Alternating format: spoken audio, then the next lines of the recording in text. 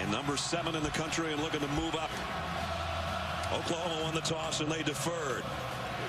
So Nick Hodgson will kick. Cavante Turpin and Kyle Hicks wait back on the other end.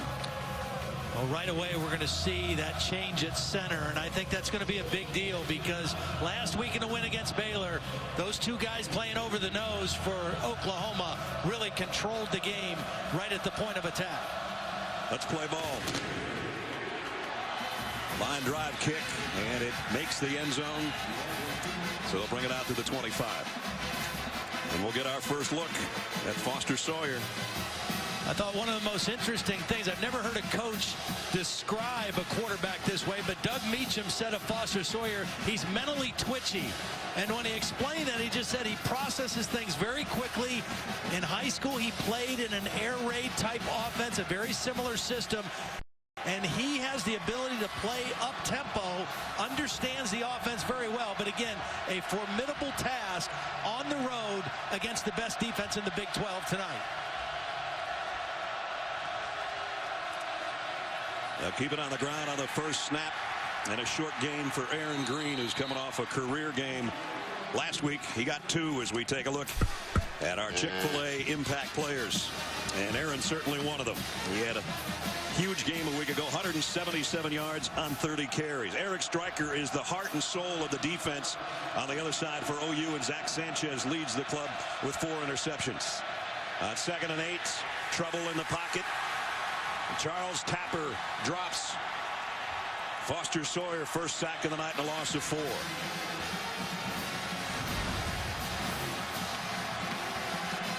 Well, Stryker is the first guy to get there, forces Sawyer to move up in the pocket. And again, this defensive front for Oklahoma over the last several weeks has really controlled the football game for their defense. They're a good third down team, but that's when Trevon Boykin's in the lineup. Let's see how they do on 3rd down and 12 on their opening set. Stepping up in the pocket, throws short, and it's dropped and complete. And they almost got to him again. You know, Stryker was coming off that corner. Yeah, and a big quarterback like Sawyer, 6'5", he's got to be careful shuffling up in the pocket so much. Just allow that rush to go beyond you. Trust your pocket. And if you shuffle too much, you get too close to all those big bodies. Ethan Perry will punt. Sterling Shepard is back deep for Oklahoma. High kick off the side of his foot and taken back around the 34-yard line by Shepard.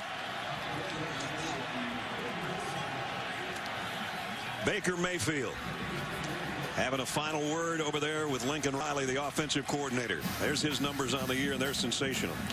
Yeah, right now he leads the nation in passing efficiency. And even over the last 4 or 5 games, he has played at an even higher level. We saw him in the 2nd game of the year against Tennessee. His team was down 17-0.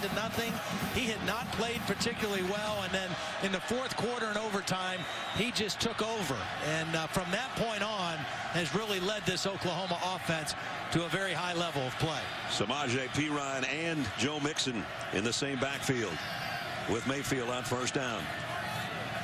And Mixon on the move. Perine off left tackle, only got about a yard. You don't talk about impact players as we take a look at our Chick-fil-A impact players without talking about Samaje Perine, who's had another great year. Closing in on 1,000 yards one more time. Sterling Shepard, top 3 or 4 in all the receiving categories career-wise, making his final appearance. Here's Mixon, the other back. And Mixon's got a 1st down. Well, they went tempo, and they kind of caught the TCU defense not completely set. Trying to communicate in the back end. They pulled the guard around Kasitai and get a nice block there for a 1st down. 1st down at the 49. Again, both backs in there. Mayfield wanted to throw. Primary receiver was not open, and now he has to throw it out of bounds. Incomplete as Josh Caraway was giving chase. You can tell this guy just loves to play football. Caraway chases him halfway across the field, and he turns around, taps him on the helmet as if to say, nice rush. Well, he creates a lot of plays with his feet. You know, he's only 6 foot 6'1", so he's not your typical stand in the pocket, throw the football guy. He's actually more effective when he gets outside the pocket and uses his feet as well as his arm. 2nd down and 10. 4 receiver group out there for Oklahoma. He's going to keep it himself after faking it to Perine, and he barely made the line of scrimmage. Davion Pearson stood him up. Davion Pearson is one of 2 Oklahoma natives on this TCU football team. He's been one of those guys that missed some games with injuries, but a 4-year starter. This is his 38th career start, and a real powerful football player on the inside when healthy. Played at Millwood High School in Oklahoma City, just down the street. 3rd down and 10. Oklahoma 46% on their 3rd down conversions this year, which is 4th in the Big 12. Mayfield has plenty of time, throws a strike, complete, 1st down, and it's Jarvis Baxter. And Baxter's got it to the 35. Well, good protection first and foremost. Mayfield able to see the whole field and hit Baxter for the 1st down. And TCU, the best 3rd down defensive team in the conference, they give one up there. On 3rd and 11, they got 15. Now back to the ground game. Perine straight ahead, about 4. Bryson Henderson brought him down. So Oklahoma's drive has taken them down inside the TCU 35. We talked about the improvement in this Oklahoma offense since the Texas loss. The emergence of their offensive line getting better in the run game, really taking off the last 5 weeks. Play action. Mayfield rolling and fires long to the end zone and too far. Intended for Sterling Shepard. The first 5 games of the year, Oklahoma was running for 144 yards a game. The last 5 games, it's been 284 yards a game as you take a look at the comparison. And that just makes a huge difference. The balance that this offense has now, 5 games in a row, over 500 yards, and great balance run and pass. They picked up 3rd down last time on 3rd and 11. They've got 3rd and 6 here.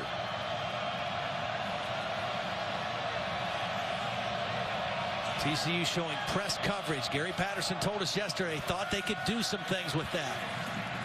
Throw is too far in front of Shepard again, off his fingertips, and it's going to bring up 4th down. And now we got late flags. Well, this was a dumb play by Orlando Brown, the left tackle. He got into something on the pass rush, and there was a defensive player laying on the ground, and Orlando Brown went running over to him and kind of kneed him. And it was right in front of the official. After the play was over, personal foul, number 78, offense, 15-yard penalty from previous foul. Well, they had something similar with their defense with Matt Diamond last week. Kind of a dumb personal foul penalty, too. You're going to see Brown on the left there.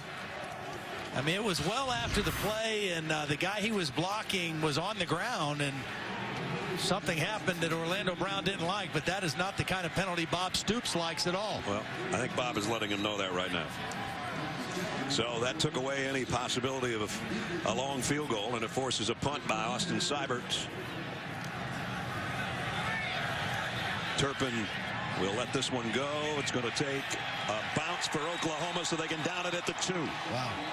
46-yard punt and great coverage down there. Jordan Thomas scoops it up. That's going to put the TCU offense in a hole when we return.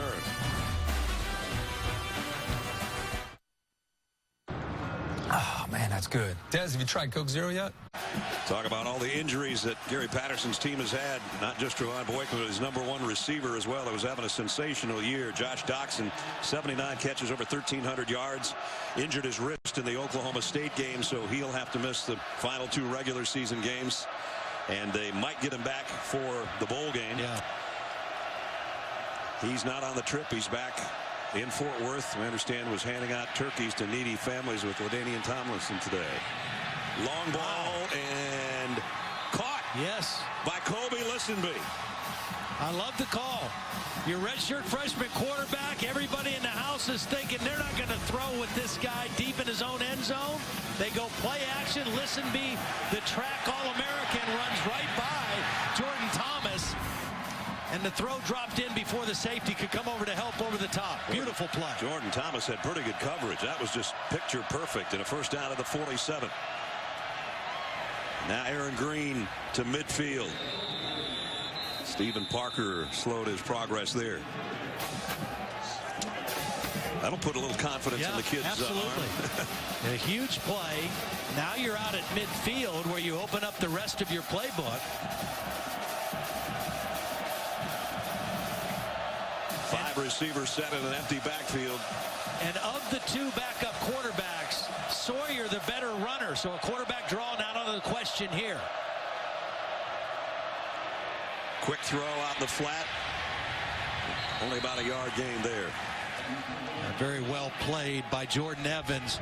These 2 linebackers, Jordan Evans and Dominique Alexander, both playing at a high level.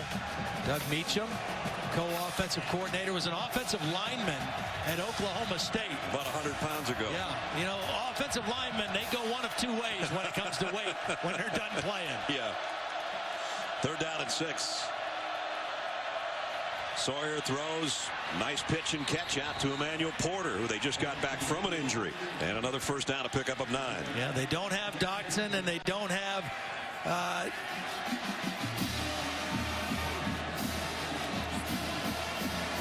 Jawan Story, another big receiver, but they do have Porter back.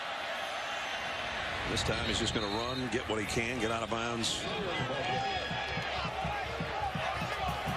He looks over to the sideline again, and as Todd said, he's quick to recognize what Doug Meacham wants to call. They send in the plays from the sideline, and he says he puts it together very quickly. Yeah, and they don't think Oklahoma's defense handles tempo all that great. That's why they want to play fast. Going to go long again. He's got the sprinter again. And he's got him again, and it's a touchdown. Perfect throw to Listenby.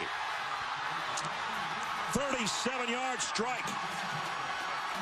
Last week, Jordan Thomas was singled up on Corey Coleman, Baylor's great receiver, and held him to 3 catches for 51 yards. 2 times on this drive early in the game, they've gone after Jordan Thomas with Listenby, and 2 huge plays and a touchdown for TCU. Shocked the crowd here in Norman. They went the length of the field, 97 yards in 6 plays. Well, he had a touchdown pass on his only completion a week ago. Foster Sawyer, not too big for the moment right now. 37-yard touchdown, and the Horned Frogs in front, 7-0.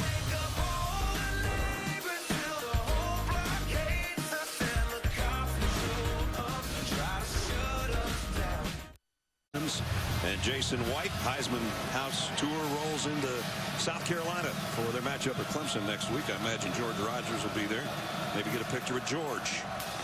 Good-looking drive put together by the redshirt freshman quarterback.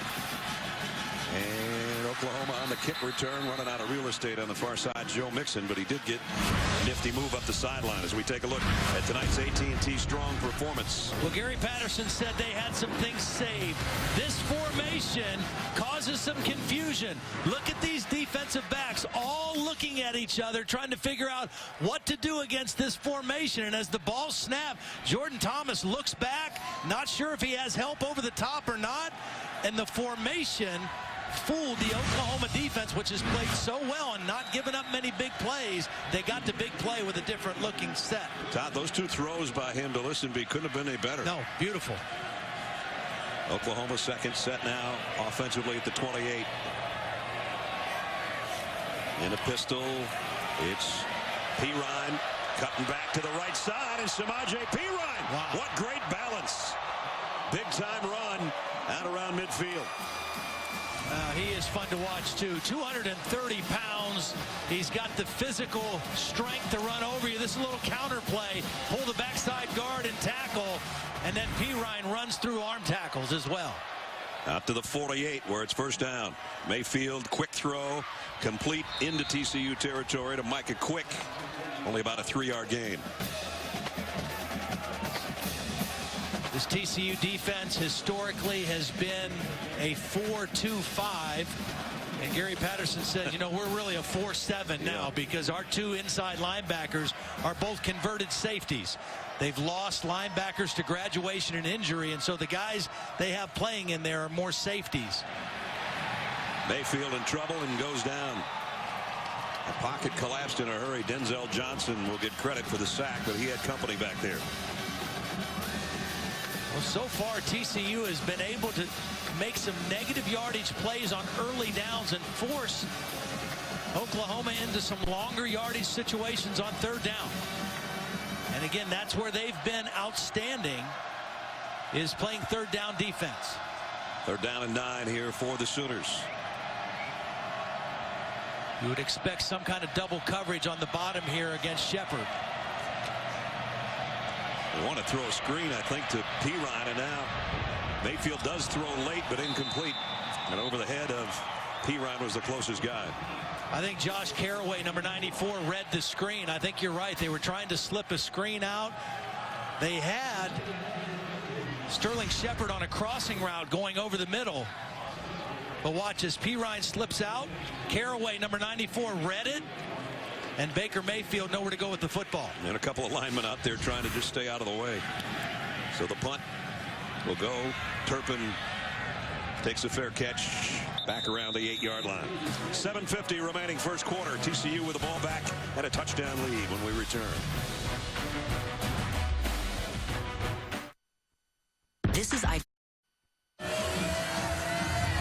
TCU up 7-0 thanks to two beautiful throws from quarterback Foster Sawyer. A redshirt freshman getting his first start. Guys, the most impressive thing, he went to the sideline.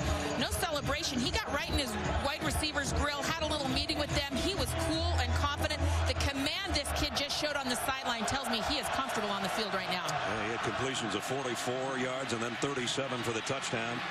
Now they start their second straight series inside their own 10-yard line. And they get out to the 11.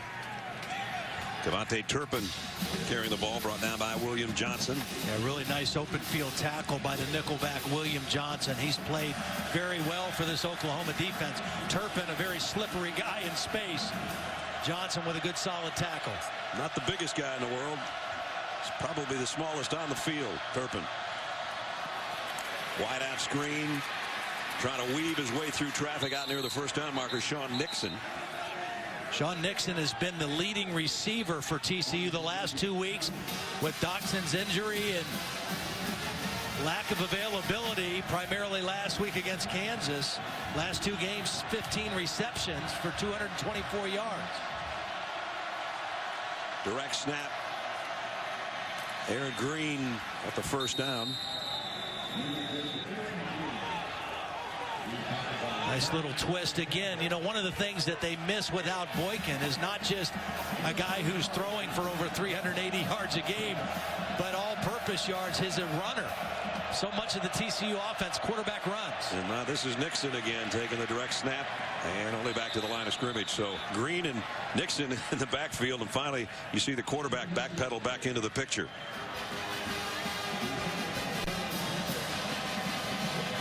Have a second down and 10 upcoming.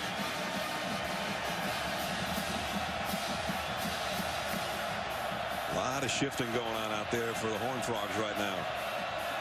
You see Teron Boykin trying to get some direction into the freshman quarterback right now. Boy, this is there's 10 on the play clock, so they're going to get this off, I guess.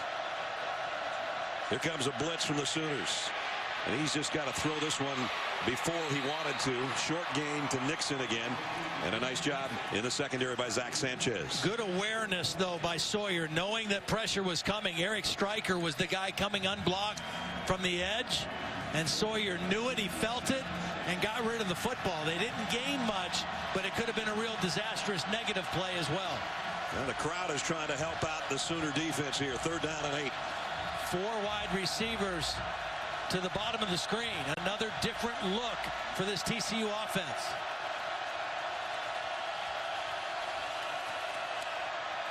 Sawyer, pressure coming again from Stryker. Now from the inside, and they're going to get him.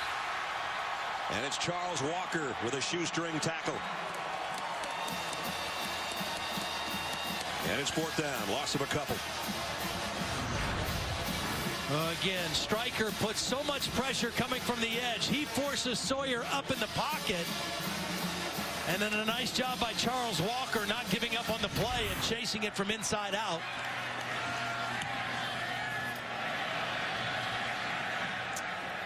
Shepard's got to let this one roll. And it goes about another extra 10 yards before it's down by TCU. TCU with a touchdown lead here. Let's find out what else is going on. We head to the studio. Cassidy Hubbard for the first time. Cassidy? Thanks, Brad. Dr. Pepper championship drive update. Baylor had 295 yards of offense in the first quarter. And to start the second quarter, they scored their third touchdown of the game. Devin Chapin puts the Bears up 21-14 over unbeaten Oklahoma State. Back to you guys. Well, so much for them having a hangover from losing by 10 to Oklahoma last week, huh? First quarter scoring. These two teams pretty strong in that area. Coming in the last 5 games, Oklahoma's outscored their opposition 276-84. But right now they still got a goose egg on the board. Mayfield, empty backfield, and he'll try to run, but they're going to bring him down again. That was a corner blitz. O'Malley came from the short side of the field, and Baker Mayfield didn't see it until too late. Watch the top of your screen. Corner blitz, and he goes around the tackle, and Mayfield tried to slip underneath it. And another good early down negative yardage play by this TCU defense. Second down and 12. Perine straight up the middle. Gets it to the 45.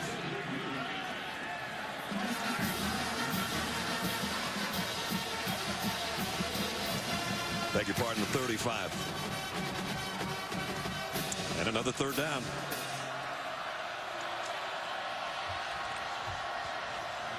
Four wideouts. But it's going to be Mayfield. He's keeping it again. And sometimes he holds on to that too much, thinking his running ability is going to get him through, and it hasn't happened yet tonight. Well, I just think what we've seen so far early is a defense that's a little bit undermanned, but playing with great fire and great passion right now. They've gotten negative yardage plays. They've forced Baker Mayfield into some tough situations, and they've come up with some third down stops. So Seibert's got a kick again.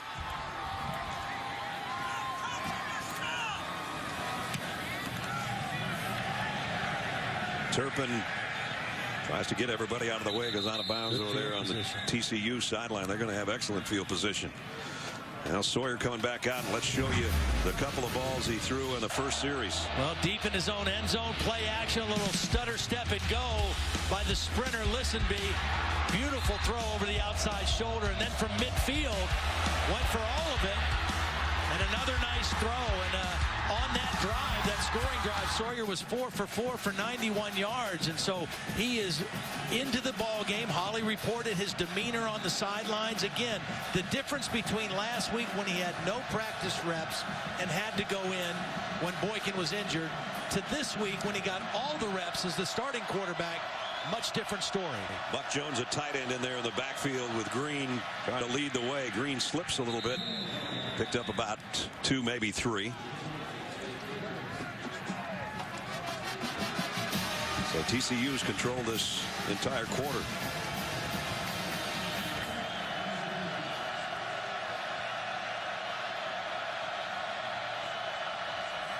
They flip it to Listenby. Cuts back up the middle. Stryker tracks him down at the 40. And will bring up third down in about 5.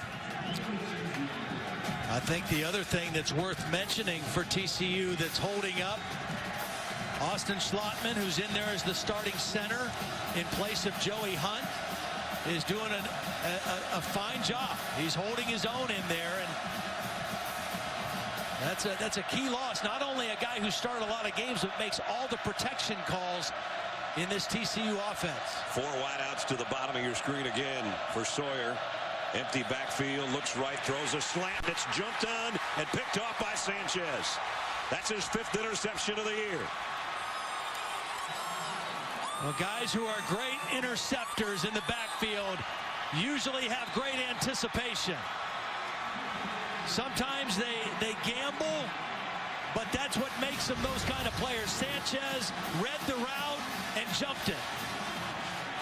He jumped in front of the intended receiver, Emmanuel Porter. Porter, this is his first game back from injury. He was a little hesitant on that inside cut, and Sanchez just beat him to the spot and beat him to the football. First mistake by the freshman. He had his eyes on that receiver the whole time, and Sanchez read it beautifully. Gives it back to the Oklahoma offense in TCU territory.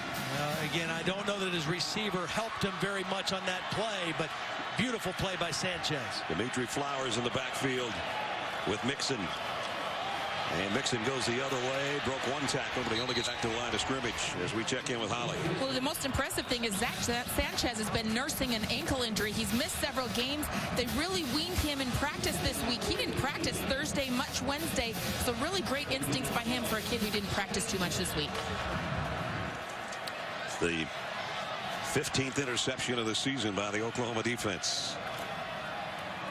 Mixon coming right this time, and he's got some open space, and he's got a first down. 11-yard pickup by Joe Mixon.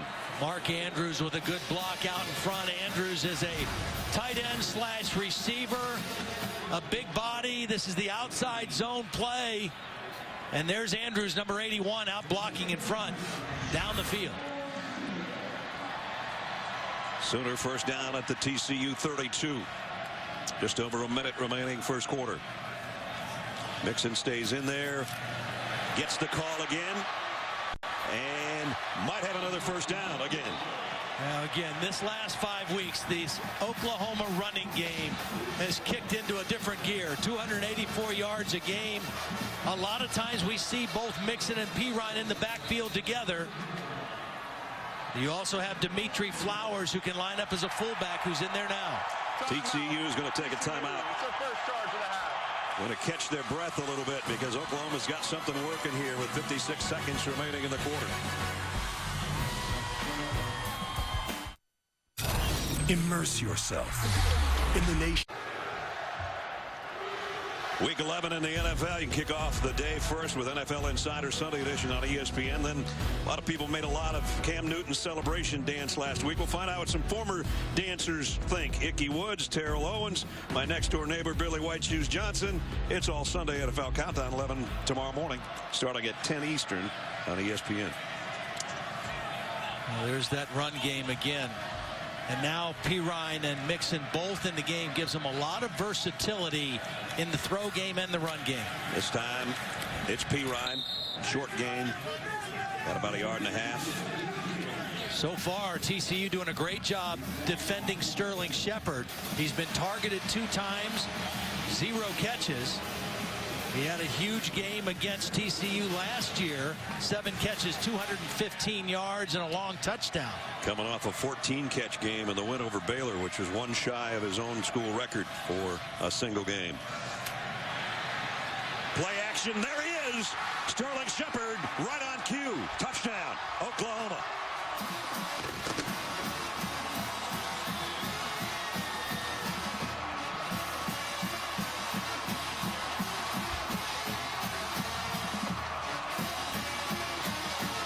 It's as if you were in the huddle, Mr. Blackledge. Well, the play action is what helped him. It was a good play action fake by Baker Mayfield, and that affected the safety and made it an easy throw for the touchdown. You talk about good play action. We're going to show you again. It was great play action. Watch this guy get fooled by the play action. As soon as he moves up here, this becomes wide open for the touchdown. Great fake by Baker Mayfield. The safety commits, and Shepard runs right behind him for the easy touchdown. And as soon as he got through that play action, he pulled the trigger in a hurry, and it was right on the mark. For Sterling Shepard, his 10th touchdown catch of the year, and for Baker Mayfield, touchdown throw number 32. So 43-yard drive in just 5 plays. Took him 1:35 to find the end zone. It's really interesting. The personality of Baker Mayfield. He could almost be the twin brother of Eric Stryker on the defense. They're the same kind of personality. High motor, very passionate, very emotional guys, talking all the time, full of energy, and they really affect the rest of this football team. Mike Stoops told us, the defensive coordinator for Oklahoma, he said, everything Baker is for the offense, Eric is for the defense. So tie game as Hodgson kicks, Turpin and Hicks wait on the other end. And this won't be returned. So they'll take a knee. We'll bring it out to the 25, and we'll send it out to Cassidy for another update. Thanks, guys. Let's take a look at who's getting it done, presented by Wells Fargo. And check out this catch by Fred Ross. Just grabs it, and he wasn't done. Couple of jukes, goes 55 yards for the score. Mississippi State up 31-21 in the second. This game over on ESPN. Back to you guys. Whoa, Dogs and the Hogs putting up some points. Here we're tied at 7. Remember, that score came after the first mistake that Foster Sawyer has made, the interception by Zach Sanchez. Blitz coming off the corner. Stryker had him in his sights, and that's knocked down Jordan Evans. Well, the thing Stryker did that time is he timed the snap count. He hit this thing full speed, and there was no way to block him. Watch Stryker just come so quickly. He times the snap, and he goes right around the back green and forces Sawyer to get rid of the football. Empty backfield here on 2nd and 10. Pump fake to the right. Going to go that way anyway, out on the flat. And slipping down before he could get to the 30, Sean Nixon again. And it'll bring up 3rd down. As the quarter will wind to a close. Good football game between number 18 and number 7. ABC's Primetime College Football presented by Walmart. We'll continue after this message and a word from our ABC stations. Perfect throw.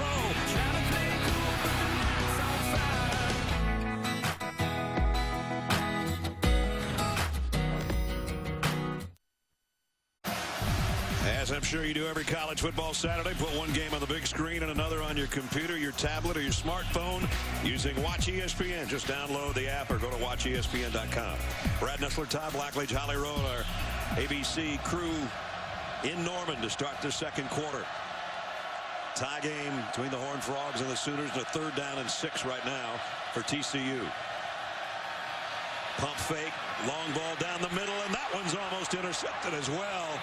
Could have been picked off by Ahmad Thomas, intended for Emmanuel Porter. Ahmad Thomas had a huge interception late in the game last week. This ball goes inside a little bit too much. If he throws it outside, he's got a chance. But because the ball was back to the inside, it allowed that safety to come over and make a play on the football.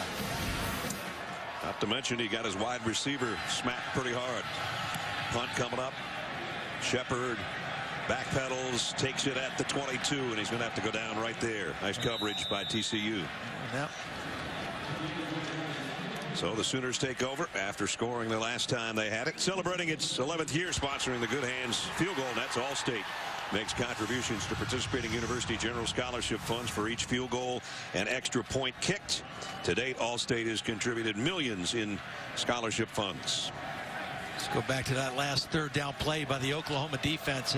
The biggest difference in their defense this year from last year. Last year they were very good against the run, horrible against the pass. 117th in the country in pass defense. This year they're much more balanced on defense. They're 21st in the country coming in total defense. Pretty solid in both phases. Play action. Mayfield rolls to his right. He's got a lot of green in front of him. He's going to take what he can get. Little stutter step to get an extra yard or 2. And out of bounds after a 1st down run of 12. A late flag on the opposite side of the field. And the body language on the Oklahoma sideline doesn't look like they like what's going to get called here. It was completely away from the play. A wide receiver and a defensive back tangled up in some way. Alan X, our referee. It was Dede Westbrook and Corey O'Malley that were tied up.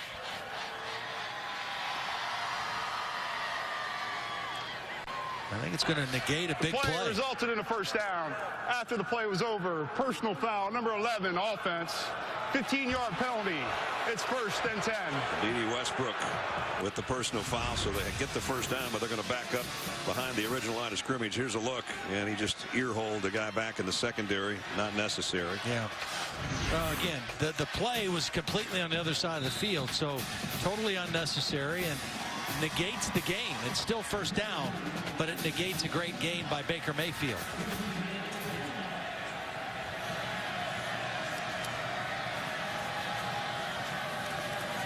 Back at the 19, play action again, pressure coming. Has to throw on the run and did complete it to Deron Neal. Pickup of 8. They got some of the penalty back.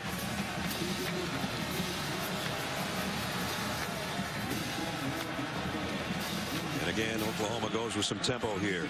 They hurry up on second down. First down, out to the 35. Joe Mixon. He's running the ball well tonight. They're both physical backs. Mixon is 6'1", 217. Perine a little bit bigger at 5'10", 230, but they both have the ability to run physical. And when you play with two tailbacks in the game, they have to block for each other. Nice job by Perine, lead blocking on that play. And this is why they like both backs, because Mixon can flank out as a wide receiver. That's where Mayfield was looking, but now he saw a big hole on the left side. And not only did he not go down, he's still running down to the 35-yard line. A lot of quarterbacks would have hit the deck. Yeah. He put a little move on the safety back there, and he got 30 yards on the run. When you empty the backfield and spread the defense, it opens up running lanes for the quarterback. Little inside twist by the TCU defensive line, and a big open space for Mayfield to run in. All the way to the 34-yard line. Comes up throwing again on first down. Maybe. Well, he got away from the rush. Still doing a dance in the backfield. Got a big-time block. And then he got hammered at the 40, and he is still down. And he's getting up, though. He lost 6 after all of that, and there's a flag at the end of the play. Well, his ability to extend plays. He runs around back there. A lot of times, some of the stuff he does reminds me of Johnny Manziel, the way Johnny used to play. Extending plays, buying time. I think also sometimes with his lack of height, he doesn't see things in the middle of the field as well, and he has to move to get out so he can see. He is feeling the effects of that hit at the end of the run. Personal foul, targeting, number 42, defense. 15-yard penalty from the end of the run. Automatic first down. The play is under review. Well, this is again a position that they can ill afford to lose. Ty Summers, number 42, the linebacker. At the end of this play, again, Mayfield scrambling, buying time, extending the play. And at the very end, you know, you can't lead with the crown of your helmet. And it looks to us like he did. And right to the back of Baker Mayfield's helmet, in fact, and that's why you saw him still closing his eyes as he was driven into the turf. And if this holds up for Ty Summers, it'll be an ejection. Tom Robinson's the replay official. Bill LeMonnier is our official with us in the booth. Bill, what do you think? Well, you hit it on the head. Actually, it could have. After review, the ruling on the field is confirmed. Number 42 is disqualified. You've got both rules, 913 and 914, for the crown of the helmet, and you had a runner who was on the ground, so he's defenseless. So either way, this was going to be a confirmed targeting call. Well, definitely the crown of the helmet. I don't think Baker Mayfield was on the ground yet. I mean, he was heading that way, but yeah, that was a pretty easy one for him to call, and a huge blow for this TCU defense. Summers started the game a more physical linebacker at 6'2", 230 pounds to offset the running game of Oklahoma. Now they're back to those little guys, the converted safeties, playing on the inside of this defense. I would expect Oklahoma to run right inside. These two guys are safeties, not built like linebackers. First down at the 25. And Mayfield had it batted back. Knocked back in his face by Caraway, the defensive end. You know, I think that was supposed to be a run, and Baker Mayfield just went ahead and threw it because the right tackle, Drew Samia, was down the field. He was about 15 yards down the field blocking when that ball was thrown.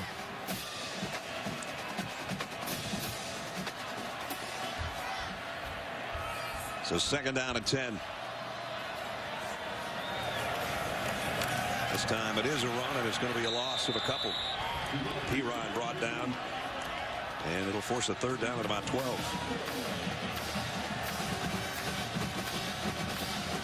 A TCU defense, so many guys that have, as you see, made their first starts of the season.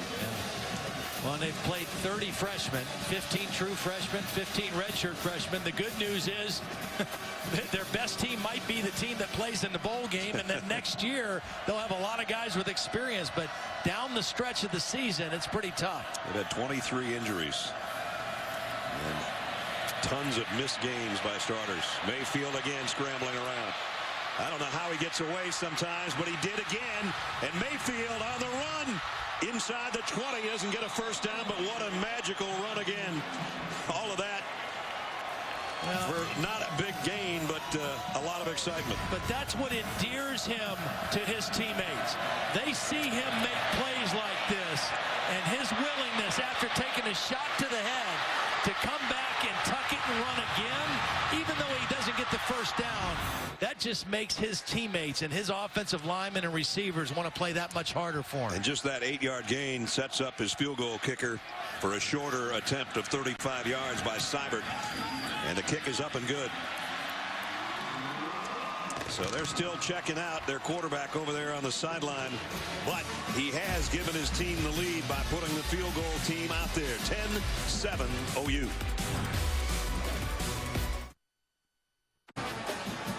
Aerial coverage provided by Goodyear. Everything Goodyear's learned making tires that go the distance inspires what they roll into yours. Goodyear, more driven.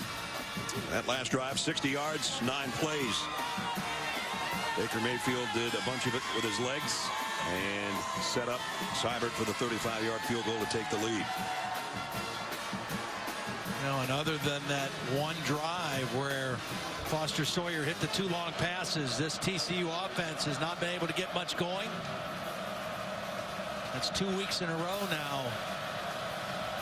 Untypical offensive numbers for TCU. This kick is returnable from the 4. Turpin. And the little guy gets out across the 20 around the 22-yard line as we check in with Holly. Well, guys, Baker Mayfield of Oklahoma took a massive blow on that targeting call. I saw him really trying to collect himself, shake things off on the field, but he was clearly affected by that. I've watched him carefully over here on the sideline. I've not seen an athletic trainer come and look at him or talk to him or anything, but he keeps shaking his head, really taking big, deep breaths. He is trying to shake off the effects of that blow. Yeah, I'm a little surprised they haven't taken a little closer look at him, because that was a serious hit. 2 backs in there at Hicks and Johnson right now, and whistles. I think timeout, Oklahoma. Prior to the snap, timeout, Oklahoma. Their first charge of the half. We'll be right back. Saturday Night Football presented by Walmart. Brought to you by Aflac. Buick, proud partner of the NCAA. And Dr. Pepper. Dr. Pepper in college football. It's a one-of-a-kind tradition. Senior night here at Oklahoma. 14 guys out there making their final appearance here at Gaylord Family Oklahoma Memorial Stadium. Always an emotional time for a lot of those guys. Some will have the opportunity to go on and play pro football. Some are down to the last 2 or 3 games in their college career. Last home game tonight. First down TCU. Their offense has been ineffective other than those 2 long passes by Foster Sawyer. And he wants to go deep on another one. This might be a jump ball on the other end, and it's intercepted by Zach Sanchez, second of the night.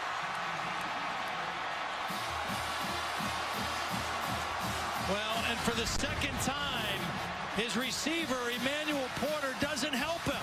This ball's underthrown. Porter has to read that. He's got to go fight for the football.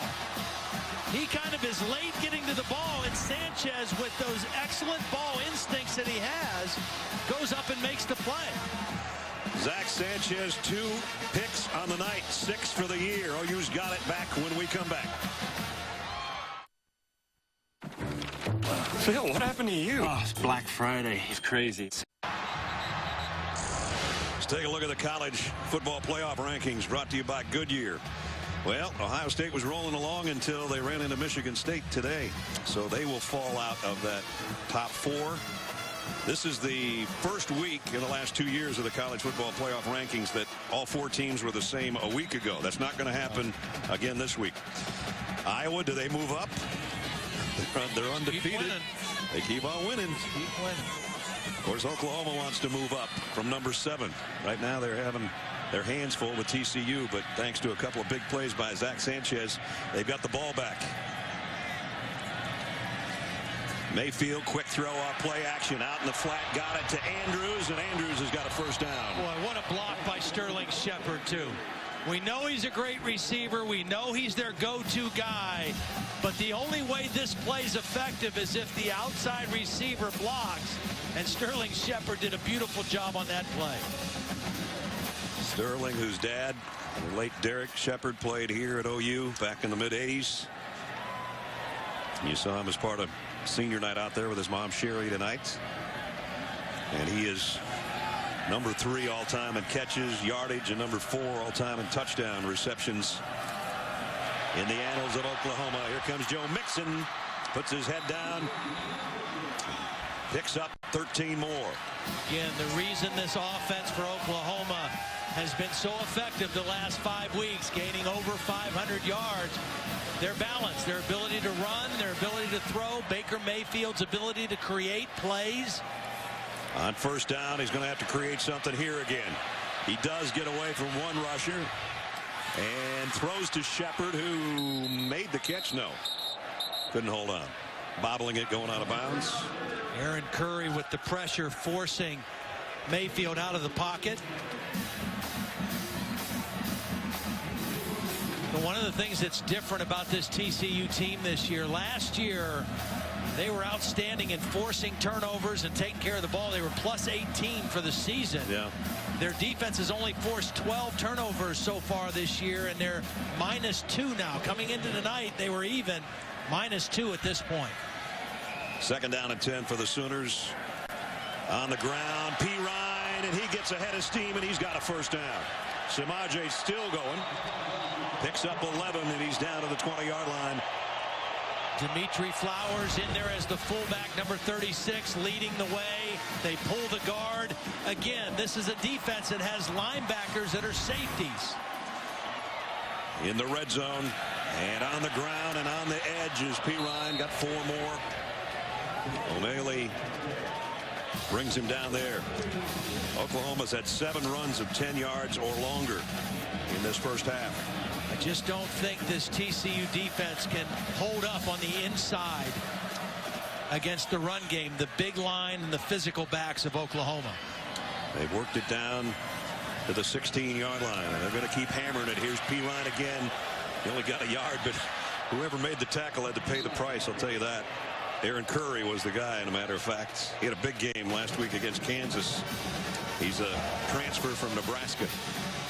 That started 8 games at Nebraska back in 2013. This would be a big third down stop if TCU can come up with one. Third down and a long 4. And this is where you have to be aware of Mayfield's ability to move and create with his feet.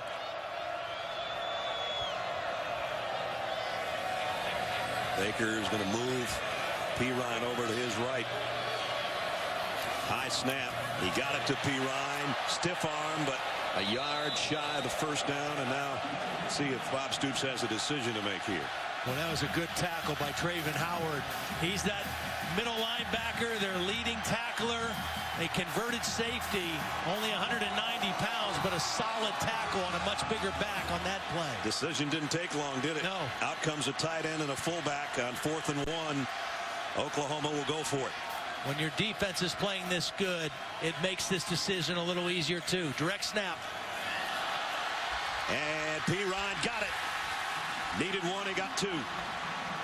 Saw them do this in practice on Thursday. Baker Mayfield acts like he's going along the line of scrimmage to change the play.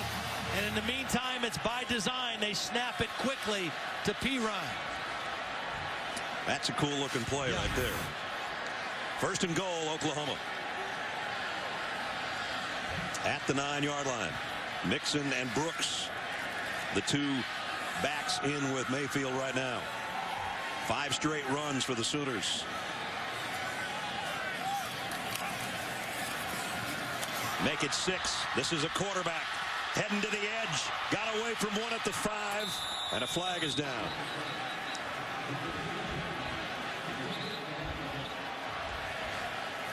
Mayfield hobbled a little bit after that. Of 78 offense. 10-yard penalty. Replay. First down. Big Orlando Brown, when he gets holding on somebody, all 6'8", 342 pounds of him, you can tell. 3 penalties on Oklahoma, all on their offense. We talked about the development of this offensive line. They started the season with Orlando Brown, a redshirt freshman at left tackle. Drew Samia at the right tackle is a true freshman. And those guys have just gotten better and better the more they've played. 9th play of the drive coming up for Oklahoma, but now they've backed themselves up almost to the 20 again. And now we see 4 wideouts in there for Baker Mayfield.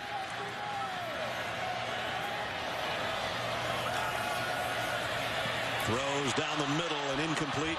Shepard had a hand on it. A little high, but a catchable pass for a guy like Shepard.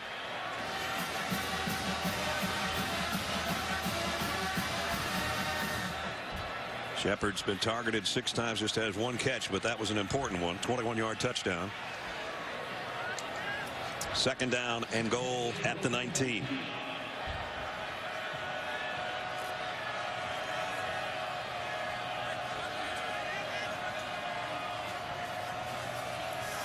Blitz coming. Mayfield got away from 1, now 2 and 3, and throws out of bounds.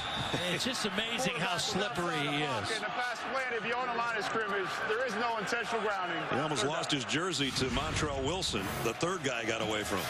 It's just uncanny, his ability to elude people.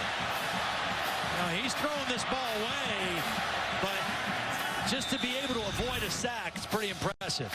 Oklahoma has missed on their last 5 3rd down conversions. They've got another one here. 3rd down and goal, but it wouldn't look like it if you didn't know what went on this drive, because they're at the 19-yard line.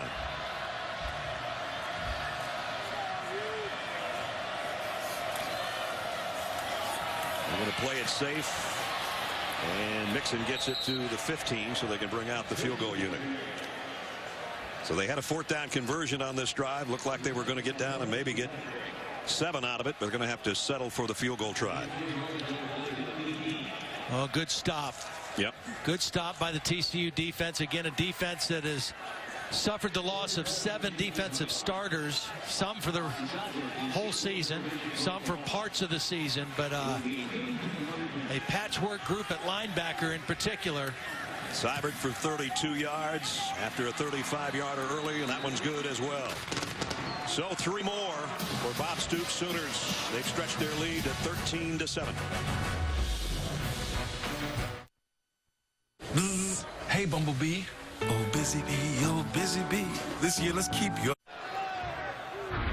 Let's take a look at our Pacific Life game summary. 2 really good backs. Joe Mixon, Samaje Perine, 62 on almost 9 yards a carry for Joe, and Samaje over 5 a carry. And basically that set up the touchdown pass of 21 yards by Mayfield to Shepard, and the 2 field goals by Seibert of 35 and 32. And there's your 13 points. Right now, Oklahoma's had the ball more than 7 minutes plus on TCU, and they run 17 more plays. So if you don't have the football, it's hard to stay in the game. TCU is going to get it back after Hodgson's kickoff. Turpin from the 1. A little guy trying to get to the edge and won't. Let's check in with Holly.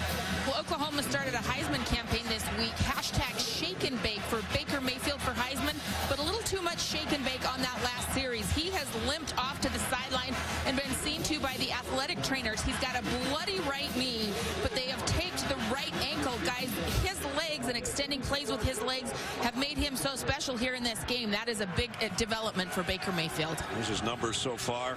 38 yards on the 8 rushes that Holly's talking about. They waited until last Sunday to actually start kind of a Heisman campaign. Bob Stoops waited until after the Baylor game, and now it's full bore here in Norman. High snap, a handoff to Green. He hasn't done much tonight. This is a good-looking run, however. Yeah, 4 carries for 10 yards before that run, and you just knew they had to try to get him back in the game a little bit. Tight end Buck Jones out leading that play. Had a career high last week, 177 yards on 30 carries. It's the most carries by a TCU back in 8 years. Those 30 attempts a week ago. Here's a counter, and it's Johnson, and he's still driving out to the 40-yard line. And the ball out at the end. Does Oklahoma have it? They do.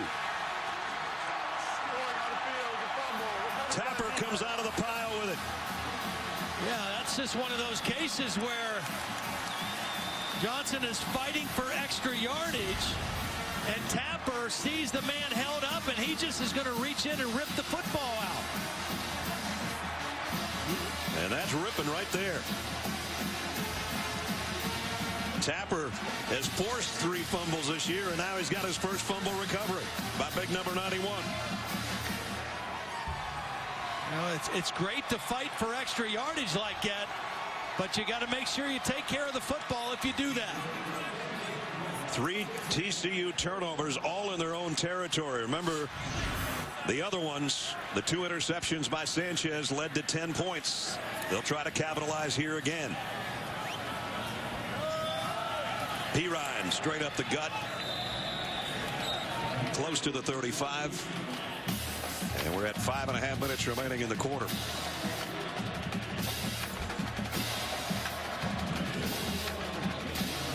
And again, Oklahoma taking their time a little bit. Everybody at the line, though. We don't see huddles in this game between these 2 teams. We talked about the turnover margin, and -3 tonight. Here's Mayfield going deep to the corner. Caught.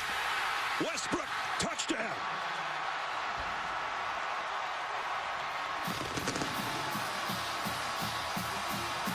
And a turnover turns into Oklahoma points again. We had single coverage working outside on Corey O'Malley. And a beautiful throw by Mayfield. A little late separation by Westbrook, and the ball delivered to the right spot.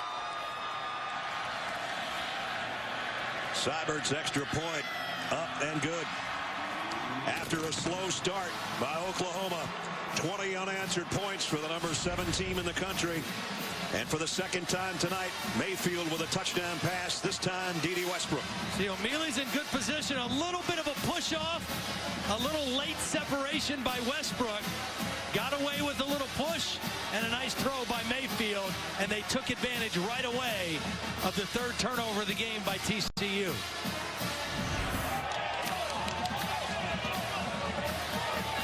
For Dede Westbrook, his 4th touchdown catch of the season.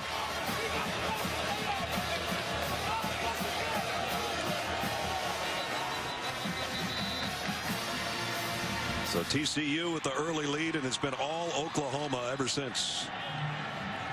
Don't forget, Week 11 in the NFL, Monday Night Football, great AFC East battle. Rex Ryan's Bills and the undefeated 9-0 Patriots, led by Tom Brady. 8:15 Eastern on ESPN. Coverage starts with Monday Night Countdown at 6. That guy's pretty good. Not bad at all. Craig Rothberg, our ace graphic man, pointed out to us today that the defending Super Bowl champion Patriots are undefeated. Up until today, the defending college football champion Ohio State Buckeyes were undefeated. That fell apart this afternoon. And Steph Curry and his team, the NBA champs, are 14-0 undefeated. And they got a game tomorrow, I believe, on ABC or ESPN, one of the two. Turpin on the return. Frank Shannon made the stop on special teams. TCU's last 3 possessions, 36 seconds, 14 seconds, and 32 seconds, and turnover. Not good. average 30 first downs a game, and tonight they're struggling. This guy started off red hot, though. Yeah. If he can regain that touch, if they could just get a field goal here before halftime, I think they'd be happy. Well, they can't turn the ball over anymore. I mean, this Oklahoma defense playing at a very high level, the best in the Big 12. You can't give their offense a short field.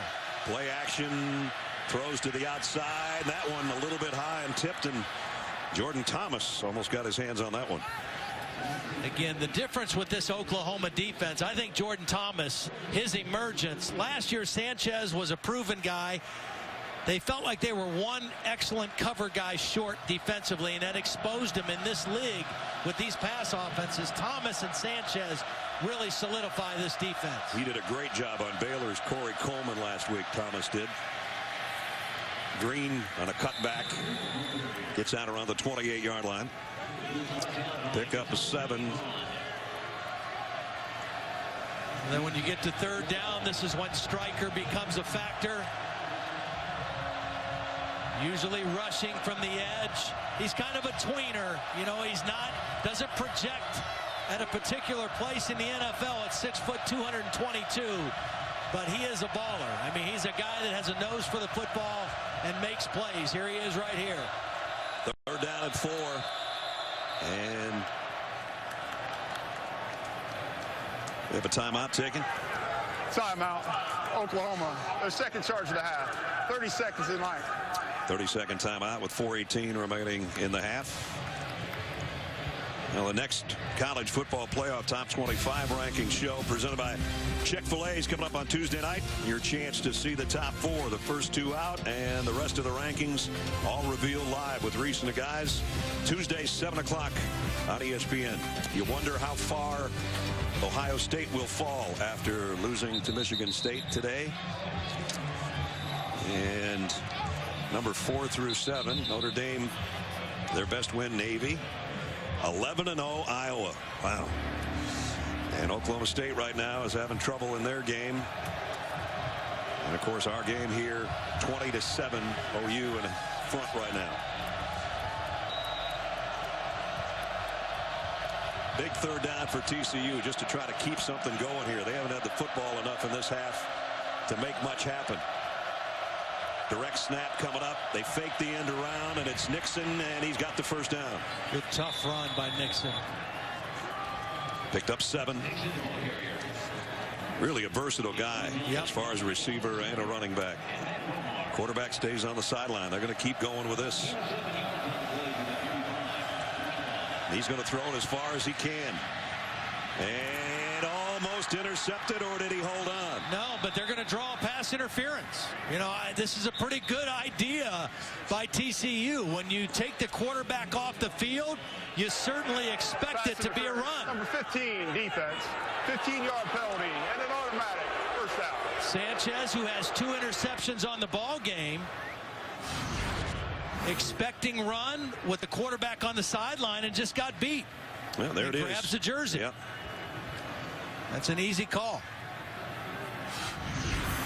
So first down, and Sawyer comes back in at quarterback. The ball just shaded into Oklahoma territory. Sean Nixon looks like he's a little bit hurt on the sideline. And Green got 5 or 6. By the way, the previous carry by Aaron put him over 1,000 yards on the season. So he's up around 1,006 or so. Having an excellent year. Sawyer throws to the outside into traffic. Got away with one there. Oh, boy. I mean, first of all, the ball's in the air a long time, throwing from the right hash to the left sideline. And there's 2 Oklahoma defenders over there, and Jordan Thomas and Eric Stryker. This has bad written all over it. He's one of his last 7, Todd. So what looks so promising early, not so good right now. 3rd and 6.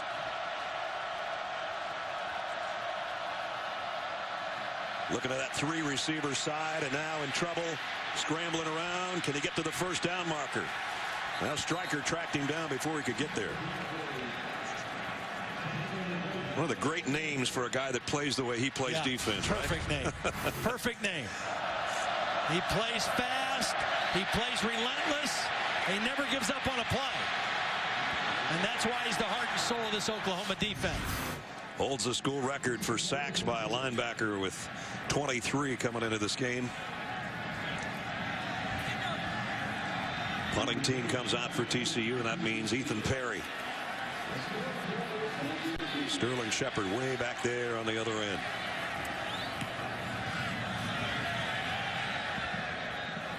And takes the fair catch around the 14-yard line with 2:44 remaining in the first half. Let's check into the studio again with Cassidy.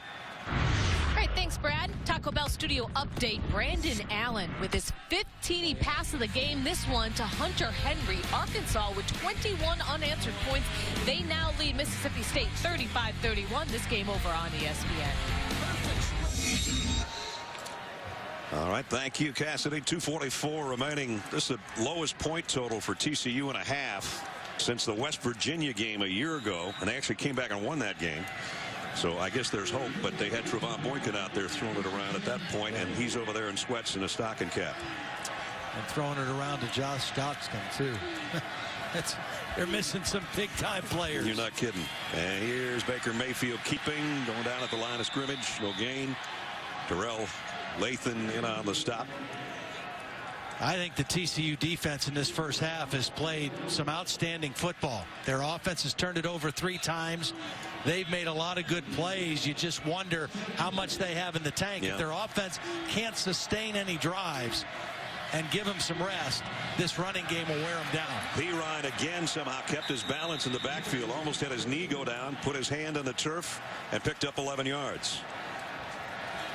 Boy, for a guy that weighs as much as he does a nice job keeping his balance and picking up extra yardage. Mayfield comes up slinging, and Shepard took himself out of that play. 8-yard pickup the way it is. Under the 2-minute mark, and Oklahoma going now at a pretty good pace, trying to get more points before halftime. On 2nd and 2, Mayfield fires again, a slant behind his intended receiver, and that was Sterling Shepard again. Now they got 3rd down coming up. Don't forget, stick around for Capital One halftime report. John, Mark, and Mac will be along. All the scores and highlights from a busy day in college football. I got to find out if Mayday is starting to gain a man crush on Baker Mayfield. He said before the game that he's the only guy that didn't have one so far. I know you're listening, Mark. 3rd down and 2. And that one's on target. 1st down. Pick up a 7. Well, when you have a favorite receiver, you just know he's going to be exactly where you want to put the ball, and that's what these 2 guys have. Yeah, tight window there, right in between defenders. And now Samaje Perine flag down. Nice stiff arm. Flag down in the area where there might have been an illegal substitution.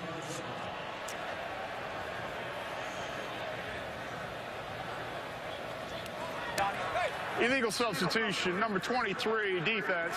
The 12th player did not get off the field before the snap. The penalty is declined. The play resulted in a 1st down.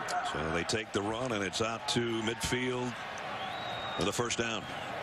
Right on the midfield stripe with 1:21 remaining in the half. Now, we talked about TCU, how much they would have liked to got a field goal right before halftime. At this point now, with the ball at midfield, they got to hold on here. They can't afford this game to get out in front of them any more than it is right now. 178 yards on the ground right now for Oklahoma in the first half. Mayfield runs out of trouble, gets by a couple of tacklers, and falls forward for 4. Somebody's playing without a shoe. I think it's Mayfield.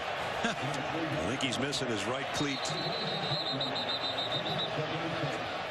Actually, I think it's defensive tackle Davion Pearson. TCU, their 2nd charge of the half. You're right.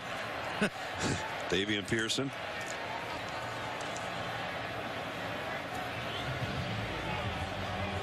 So clock stop with 46 seconds remaining. Baker Mayfield in the Heisman discussion. A couple other guys that not only had Heisman statistics, but Heisman moments. Robert Griffin III against Oklahoma to win the game. Johnny Manziel, everybody remembers this play in Tuscaloosa. Kind of a defining moment in his Heisman year. And last week, the last touchdown in the fourth quarter for Baker Mayfield. Dimitri Flowers snuck out of the backfield. Mayfield extended the play, and that touchdown kind of sealed the game. And those are the kind of moments that go with stats that really stand out. I think you could even go back, if you wanted to dig further, you go back to the Tennessee game we did in the fourth quarter he put together. He had a couple plays like that were spectacular as well. They're at the 46 with 46. And here comes an end around and maybe a pass of D.D. Westbrook. He's going to cut back, and he got a first down. Holding on to the football and has taken a whole bunch of Horned Frogs to bring him down. He got 11 yards out of that to the 35. Oklahoma has one timeout left. They line it up in a hurry at the TCU 35. Play action. Mayfield all day to throw. Down the middle he goes and completes it to the 20. Sterling Shepard to pick up a 15. One of the things Gary Patterson thought that Baker Mayfield didn't see the middle of the field too well. That time he had good eyes, good vision, and found his man in the middle. They're going to clock it right here at the 22nd mark. A guy that's built his program around defense over there shaking his head because Oklahoma, in this waning moments of the second quarter, looks like they're going to put more points on the board. Well, it's the run game. The run game wears you down. You know, the passing game makes you tired, but the running game is like getting punched in the stomach. Yeah. And when your defense is on the field this much and a half, it just takes its toll. They took over at their own 14 with 2:44 left, and here they are on the 11th play of the drive at the 20-yard line with 20 ticks left. Pump fake. Mayfield wanting to go back the other way, and he's just got to get rid of this one. Aaron Curry again had a hand on him. Quarterback was outside the pocket. Pass landed beyond the line of scrimmage. There is no intentional grounding. Thank you, Alan. Alan Eck, our referee. So it's 3rd down and 10. Already, Austin Seibert has hit 2 field goals in this game, and it's well within his range right here. But they still got one shot if they want to take it. The good news about having a safety playing middle linebacker for you, Travon Howard, number 32, is that if he has to move out and play pass coverage like he's going to on this play, he's pretty comfortable. Mayfield, quarterback draw. Now he's going to think about throwing it. They might have guys downfield. He goes to the end zone to Mixon, and he couldn't hang on. And it's 4th down. Well, a good stop by the TCU defense. They could not afford to give up another score. They force him out of the pocket, and that's a good throw. I mean, it was. You can't make a better throw on the run under duress. Mixon just not able to make the catch. Seibert's hit from 35 and 32. This one's going to be from 37. To try to make it 23 straight points by the Sooners. Austin Seibert kick on the way, and it hung in there just enough. At the end of the second quarter, 37-yard field goal makes it 23-7. Halftime here in Norman. Capital One halftime reports coming up after these messages. You back to Saturday Night Football on ABC, presented by Walmart. Just about set to start the third quarter here in Norman, Oklahoma. TCU started off strong. Oklahoma spotted them that opening 7-23 unanswered since for the 7th-ranked Sooners. Welcome back, everybody. Brad Nessler, Todd Blackledge. 320 yards total offense, most of it on the ground, and they only had to convert a couple of third downs. The turnovers are killing TCU right now. Absolutely. I mean, TCU had 2 good plays offensively. After that, Oklahoma's defense really squeezed them, forced the turnovers, and that run game, 193 yards rushing in the first half. The last 5 drives to end the first half, they had 10 runs runs of 10 yards or more. So that running game just got stronger and stronger the more the game went. Yeah, it's wearing on TCU right now. Let's head down the field and check in with Holly Rowe. Well, a major development right now for Oklahoma. Baker Mayfield will not return to this game. As he went off the field at the half, I said, hey, are you okay? And he said, yes. But when he came back out, he does not have his helmet with him. I'm assuming that he has potentially been evaluated for a concussion because he's moving fine on that ankle that was taped. I saw him just go and talk to his quarterback, Trevor Knight, that has been his backup all season, and say, hey, go out and finish this thing off. I'll keep you posted if I get more information. Talk about having a great situation as far as your backup quarterback. That guy we saw 2 years ago star in the Sugar Bowl win over Alabama when he threw 4 touchdown passes. He is a captain on this team and a leader on this team, even though he's not been a starter all season. So they're in good hands right now, Trevor Knight, I would say. Yep. He's played well when he's been called upon and has been an even better presence. Always the first guy off the field to congratulate Baker Mayfield. Now he comes on the field to take his place. Here's the kick to open the corner from a yard deep. And it's Alex Ross. And Ross didn't get to the 20, but got out near the 19-yard line as we take a look at our Pacific Life game summary through 2 quarters. 3 turnovers. These interceptions, 2 by Sanchez, making 6 on the season for him. And they turned those turnovers into points courtesy of the Oklahoma rushing game of Joe Mixon and Samaje Perine, both doing a great job on the ground.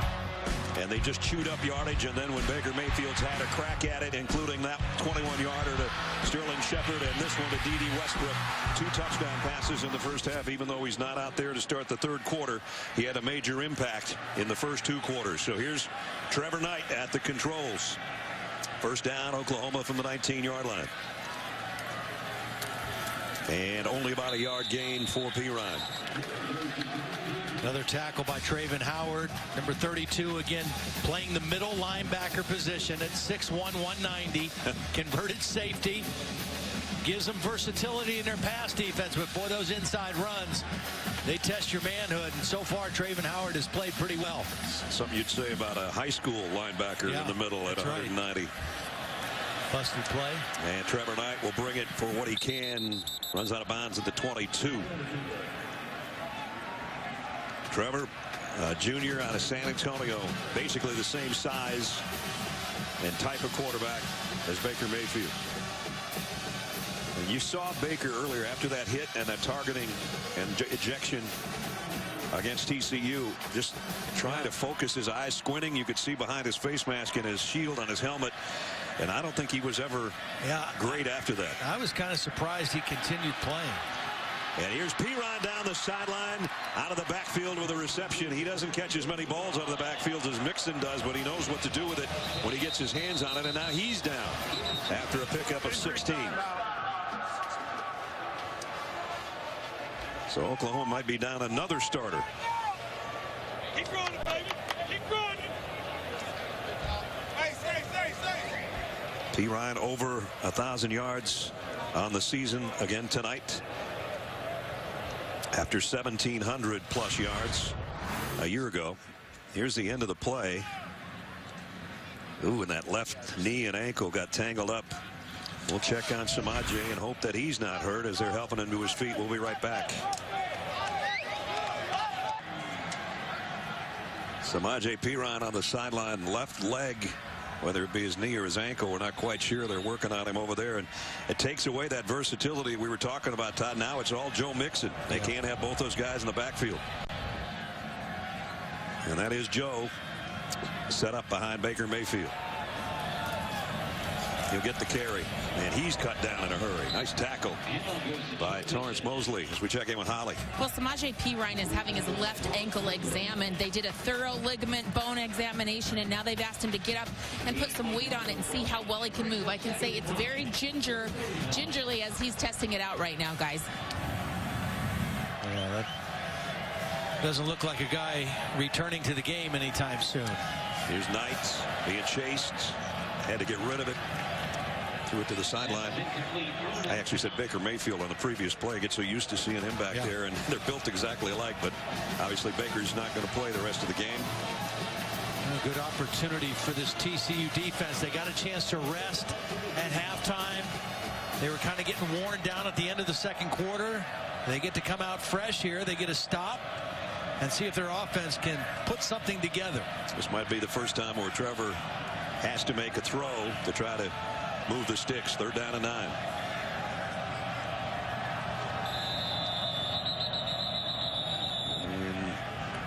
You know, TCU wanted to have a different defensive back on the field. He almost tried to run onto the field, and then he ran back off, and then they had to use a timeout instead. Boy, a wasted one right there. 3rd down and 9 coming up for OU when we return. Saturday Night Football, presented by Walmart. Stop by a store or visit us at walmart.com to share wonder every day. Dr. Pepper. Dr. Pepper and college football. It's a one-of-a-kind tradition. And Chick-fil-A. We didn't invent the chicken, just the chicken sandwich. Doesn't seem possible that the national championship for Oklahoma was 15 years ago. As the trophy room here in Norman. They'd love to get another shot this year and make the college football playoff, but they've got TCU to worry about this half. They've got Bedlam to worry about next week, and then see what the committee comes up with. They got some help today in that area with Ohio State losing, as far as other teams having the opportunity to move up. Here's Mixon off the left side, broke one tackle, not going to get away though from Josh Carraway. Nice job by the defensive end to stay with it, and they're doing a little John. Well, TCU got the stop they needed. Ty Darlington slow getting up off the pile as well. Their starting center, the leader of that offensive line. Talk about TCU injuries, and now Oklahoma's lost their starting quarterback and their starting tailback. Low snap on the punt, but Seibert handles it. And it's going to bounce out of bounds around the 25. With 12:39 remaining here, let's get a studio update. Cassidy Hubbard back in the studio. Cassidy. Hey, Brad, upset brewing in Stillwater. 3rd-string quarterback Chris Johnson in for the injured Jarrett Stidham. 71-yard TD pass to K.D. Cannon. Johnson 4 for 5, 132 yards, and 2 TDs so far in the second half. Baylor up 38-21 in the third. Back to you guys. So Baylor's playing with their backup quarterback. TCU's playing with their backup quarterback. Oklahoma's playing with their backup quarterback. Punter's knee was off the ground when he fielded the snap. I mentioned it was a low snap. And let's take a look at number 43 here. Oh, yeah. Good call. So that's dead right there. Again, they're taking a look at the replay, but it certainly looked like when he fielded the punt, his knee was already down, and that would give a lot better field position to TCU. Well, TCU already having trouble sustaining drives. They need a short field. Usually that comes from a defensive turnover, but they'll take this.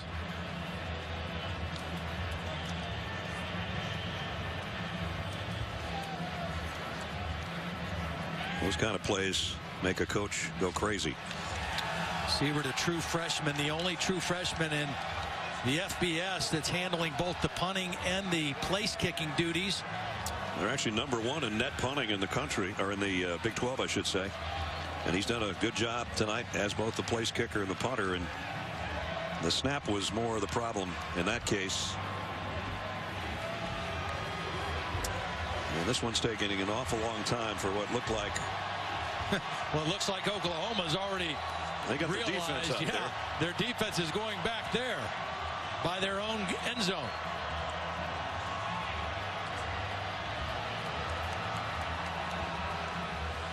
Again, the back judge is writing things down, and Bill tells us that means they're checking the clock and the spot and the line of scrimmage and all of that.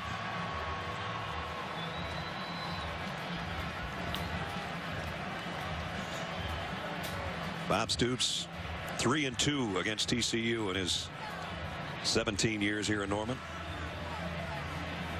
He's won 8 Big 12 titles.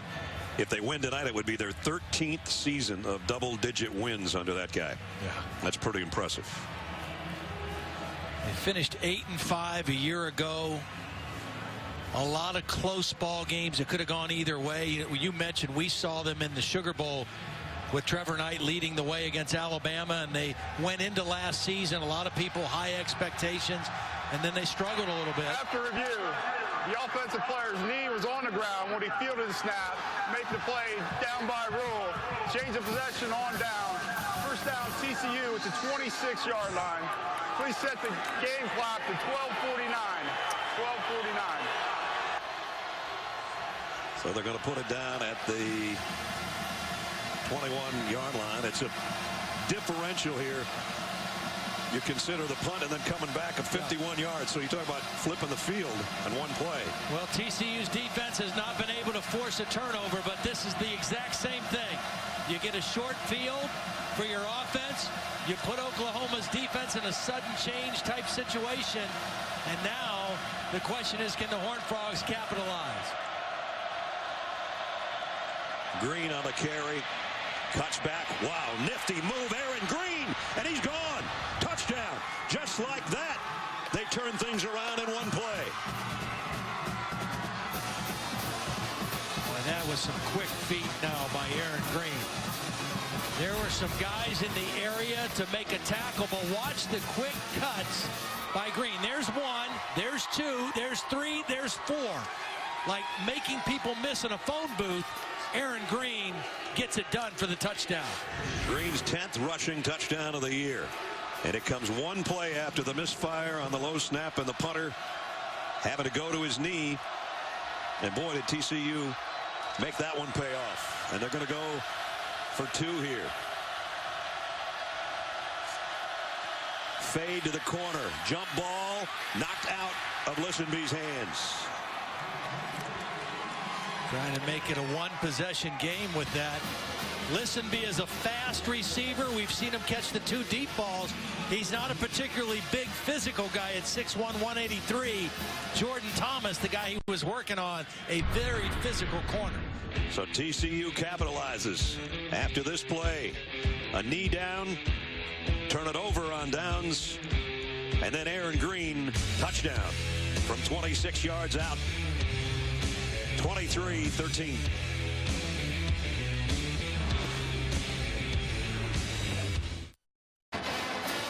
Back in Norman, 23-13 now after a one-play 26-yard drive.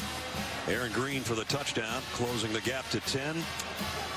During that last timeout, this young man on the Sooner Schooner asked this young lady for her hand in marriage, and I think she's going to say yes. They can tell their kids someday, yep, kids, we met in a covered wagon. She doesn't look surprised either. She looks like she knew this was coming. Yeah. She probably picked out the ring. Yeah, I think you're right. Well, congratulations to those two. Absolutely.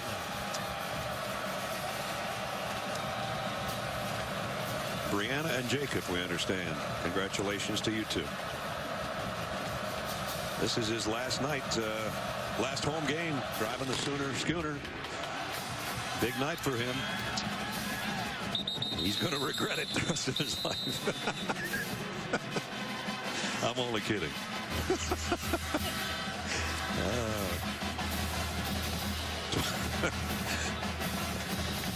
You know, it's week 11 in the NFL, Todd.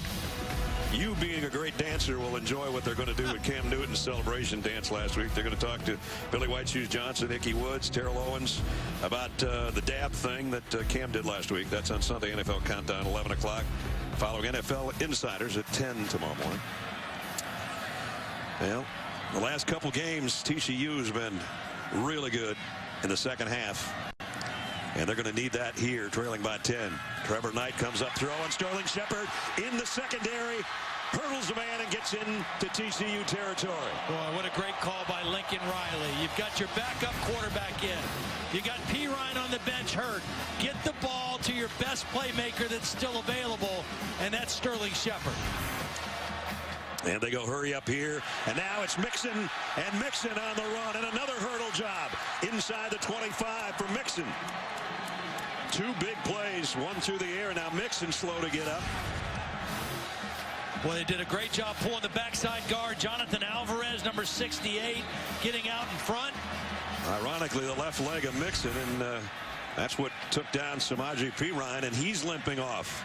So all of a sudden, the two starting tailbacks, and they do at times start together, are down, and that means Daniel Brooks, number 34, has to come in. Next man up, Daniel Brooks. Dimitri Flowers also in as the fullback, the lead back. Brooks is not a big guy, 5'8", 182 pounds. He might have to carry the load the rest of the way. Backup quarterback, backup tailback. That's the combination there, and Brooks for a couple. The biggest thing with Brooks now is ball security. Make sure he takes care of that football. He's been on the sidelines most of the game. Make sure that he takes care of the ball. And Nixon trying to stretch it out over there on the sideline. Perine back in the ball game. Well, that's good news, I guess. It's very good news. The way he went off, it didn't look like he was coming back. Very good news for Oklahoma today and beyond. Right. At the 22, 2nd down and 8.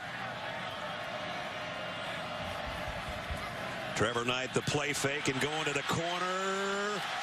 Westbrook couldn't get there. Pretty good throw, but nice coverage on the corner. So it brings up 3rd down and 8. They have not been that effective on 3rd down tonight, the Sooners. No. And to TCU's credit, that's been one of their strengths all year. Getting off the field on 3rd down. 29% coming in. 1st in the Big 12, 7th in the country, and Oklahoma 3 of 11 tonight. They've got to get to the 14-yard line for a 1st down.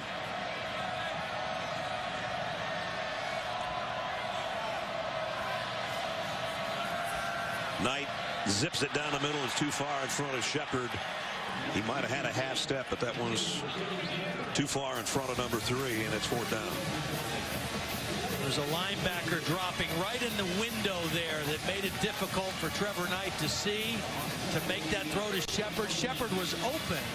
He got separation from his corner, but there was a linebacker that dropped kind of right into the sight of the quarterback. This guy's hit 35, 32, 39. Can he hit 37? Can he hit 39? We'll see here. Ooh. No, he can't. Just to the left. Missed opportunity there for Oklahoma. So that's a nice stop for TCU. Good snap, good hold. Looked right there like it was going to hang in, but not quite. About the width of the football to the left of the upright. So it stays 23-13, and TCU comes back on the field. And a 1st half of the Horned Frogs at their own 22-yard line.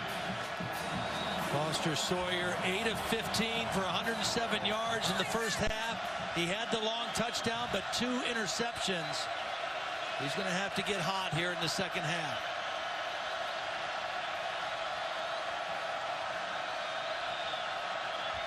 It'll be Green on the carry, trying to take it wide. Ran into his own blocker. Did get to the 25. Pickup of a couple. So 2 backs in this game have gone over 1,000 yards for the season on the Knights. Samaje Perine for Oklahoma and Aaron Green for TCU. That throw too far in front of Sean Nixon. Incomplete. 3rd down and 7. You know, one of the things, if you want to play fast, you have to play good to play fast. They tried to go tempo that time and snap it quickly, but it was a bad throw by Sawyer. So now instead of still moving the ball, it's 3rd down and long against this Oklahoma defense in your own territory. Sawyer's only completed 1 on 3rd down tonight.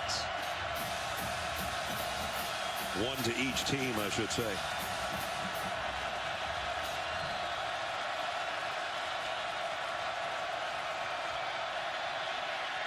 Gonna go deep. That's been his best spot tonight. This time intended for Listenby again. Basically the same pattern. Incomplete. Jordan Thomas had good coverage that time.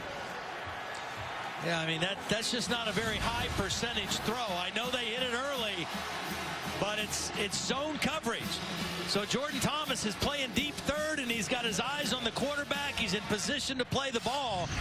I mean, that's a low percentage throw for any quarterback, whether it's Foster Sawyer or Trevon Boykin. Sterling Shepard calls for a fair catch and takes it inside the 30-yard line. Cassidy's got a studio update for us.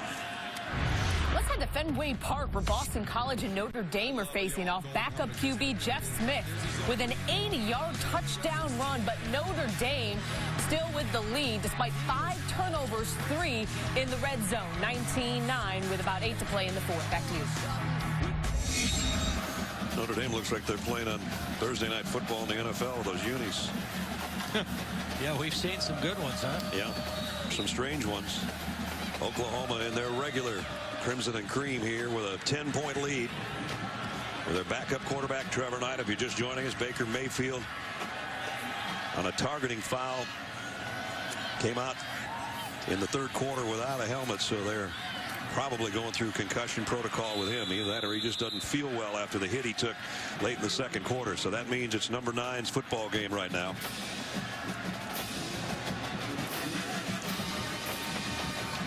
And so far he's 2 of 5 throwing ball. And Baker Mayfield didn't have a banner night throwing it either. This TCU defense giving some confusing looks, putting pressure on the quarterback, playing well on third down.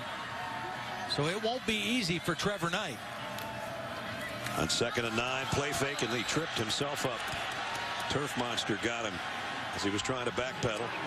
And it's third down and longer. Josh Caraway is the guy that's down.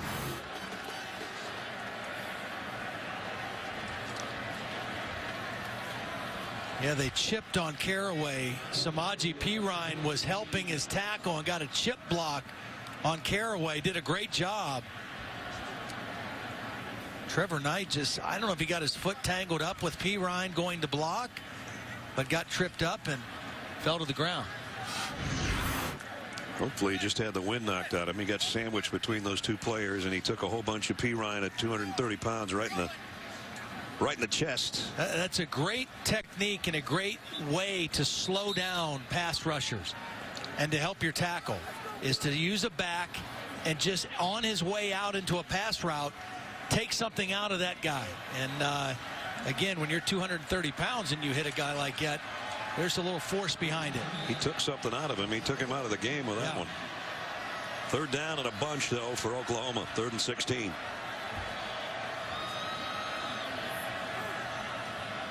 Shepard is the slot man on the right side.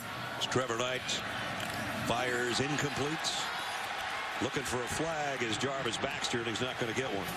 Well, I don't think there's going to be a flag because he was making a play on the football. I mean, there was contact, but he was going to make a play on the football. He got the right hand around there. I don't know if the left hand was on his back or not, but Isahaku makes the play defensively, and it forces an Oklahoma punt. And should be good field position again for TCU. This snap was not low, so Seibert gets the kick away, and it'll be a fair catch around the 39 by Turpin. 38-yard punt, no return. Let's check in with Holly. Well, guys, Bob Stoops' policy is not to give out injury information, so I'm doing the best I can over here. But Joe Mixon came out of the game. There was a very unusual evaluation. They asked him to stand up on the bench and stretch out the back of his left leg. Then he got off the bench. He didn't really want to keep talking to the trainers, and he's trying to walk it off. But clearly, both he and Perine now both a little bit hobbled. Big news for the Sooners. It looks like they're not letting him have his helmet either, and he looks like he wants to come back in by the looks on the sideline. I think TCU needs to make some throws, crossing routes, something in the middle of the field. The fade routes are not there. Green flags down. Would have a holding call. Nice nifty run again by Green, but I think it's going to be negated here. Holding, number 93, defense. Oh, it's on the defense. Force again in the run. First out. So that goes in TCU's favor. And in our favor tonight, our aerial coverage is provided by Goodyear. Everything Goodyear has learned making tires that go the distance inspires what they roll into yours. Goodyear, more driven. Well, that's a really rare call to see defensive holding on a run play. Yeah. You know, you see it sometimes if they're running a stunt or a blitz and he tries to hold up an offensive lineman and pass protection. Pretty rare. Again, they're going to go with the long ball in the same spot for the same guy, and the same result, intercepted. You got to stop making that throw. I mean, there's other throws to be made, rather than continuing to try to throw that down the sideline.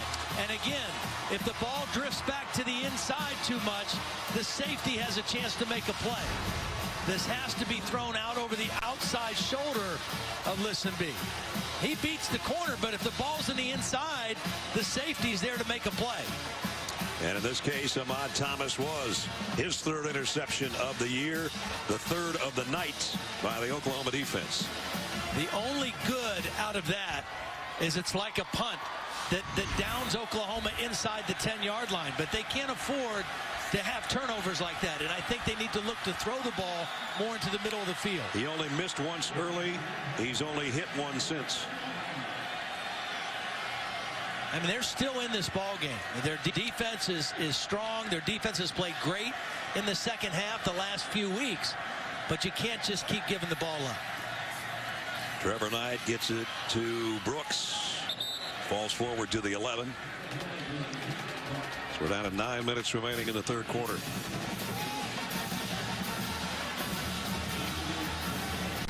One of the things with Brooks, he's out of the game now, and Perine back in the game. Your pass protection, Perine the best, Mixon the second best. Brooks not as many reps in the pass pro part.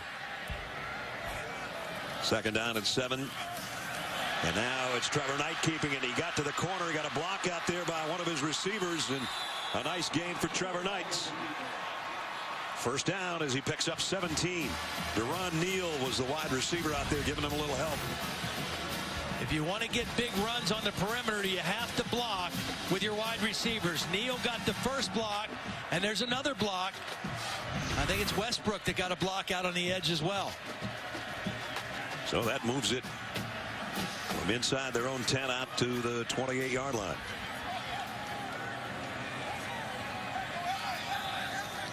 Perine will shift over to Trevor Knight's right. And get it on the inside handoff. Straight up the middle. Samaje Perine still on his feet at midfield. It's a foot race for Perine. He got a block and he's gone. Touchdown.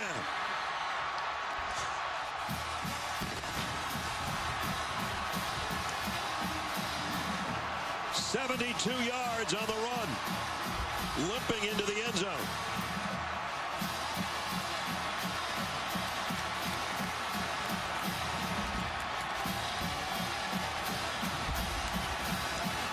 Boy, for a guy that went out earlier and looked like he might not return, he returns with a bang. Career-long run for Samaje. Extra point is good. Well, some really good blocking at the point of attack. Watch the right guard and the right tackle. And then you're going to see a missed tackle by the most experienced defender. Guard and tackle, trade off, and then watch Derek Kindred misses the tackle, just doesn't wrap up. Perine at 230 pounds, too hard to bring down with just a shoulder. You got to bring more than that. And we talked about Sterling Shepard all night and his blocking ability. Watch this one right there. That's the last one Samaje needed. Explosive plays on the ground tonight. Last week against Baylor in the first half, he had 10 carries for 47 yards, 18 for 117 in the second half. A big one there in the third quarter of this one. So another interception turns into 7 points. 3-play, 92-yard march, 72 of it on the legs of Samaje Perine, and it's 30-13. Coming into the game, Oklahoma had 14 interceptions, which was 2 more than they had all of last year with more games. 3 more added to that total tonight. So Oklahoma's got 24 points off the 4 TCU turnovers. And now they lead by 17.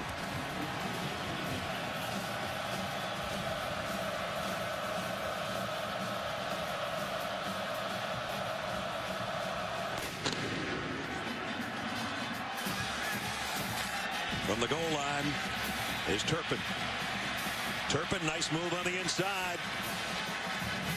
And the best return he's had of the night as he brought it back 29 yards. And we check in with Cassidy Hubbard again in the studio. All right, Brad. Todd, it appears a Big 12 game is broken out in the SEC. Dak Prescott with his 5th touchdown pass to give Mississippi State the lead despite 7 touchdown passes by Brandon Allen. Arkansas driving, though, with about 58 seconds to go over on ESPN. Oh, man. Wow. 7 touchdown passes. That's a whole season for some guys. You're not kidding. At the 29, TCU first down. Foster Sawyer gives it off. Aaron Green cuts back, looking for a block from his quarterback. He got a piece of one, and he picks up about 8 yards. Boy, he's got some quick feet in the holes. Yeah, he can put that foot in the ground and change directions without losing speed very well. Had 922 yards a year ago, went over the 1,000-yard mark here tonight. Gets another carry and is close to a first down. Eric Stryker in on another tackle. And it's going to be 3rd down and a yard.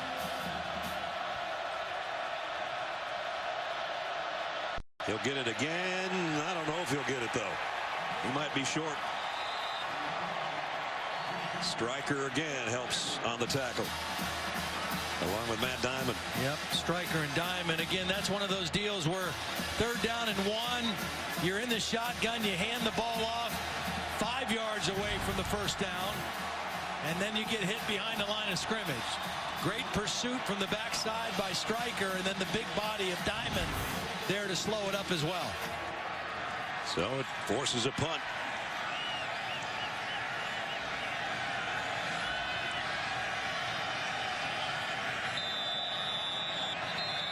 And we've got a whistle before the snap.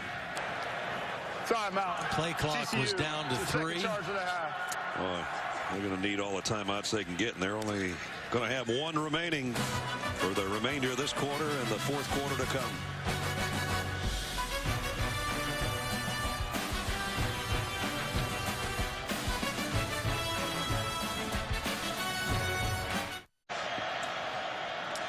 (30-13) with TCU about to punt.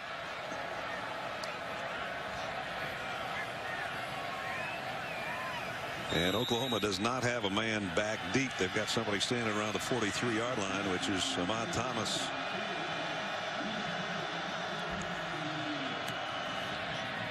So this one's going back to nobody. And nicely downed by TCU around the 6-yard line. Time for tonight's Aflac trivia question. Aflac. Oklahoma's 95-1 when scoring 40 or more points in a game under Bob Stoops. When was their only loss when they had 40 plus? Right now they're not there yet, but they're within 10.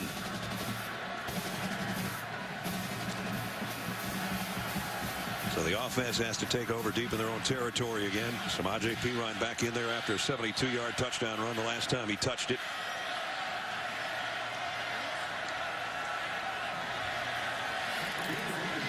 .109 after contact. He has really bounced around back there and had great balance, putting his hand on the turf and keeping some of those runs moving forward. He's right near his own goal line here. Yes, he'll get the carry off the left side. There he goes again. Samaje Perine, another first down run. Give him 12 or 13. Nice block by Carson Meyer, a backup tight end, redshirt freshman out of Tulsa, leading the way there. We mentioned, and Todd said last week, 28 carries for 166 yards and a couple touchdowns. That's the most carries he had since the career-high 34 in his record-breaking performance against Kansas last year when he went for a ridiculous 427. Oklahoma's had 13 runs tonight, Ledge, of 10 yards or more. That's banging it in there. Yeah.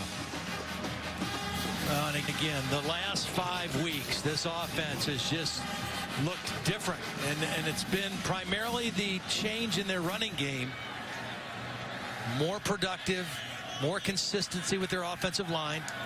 Trevor Knight streaks down the sideline. Did he tuck it in there? No, incomplete, broken up. Intended for... Yeah, nice work by O'Mealy. O'Mealy in there fighting, knocks the ball out. Man-to-man coverage. Able to just kind of rip it out of there. Ball was pretty well thrown. Needs the tallest wide receiver they have at 6'5". And now they find themselves in that 3rd down and long situation again. And only 3 of 13. That has not been their strong suit tonight. Turnovers and turning turnovers into points has been their strong suit tonight. Knight, that one's batted down somewhere around the line of scrimmage, and it'll bring out the punting unit.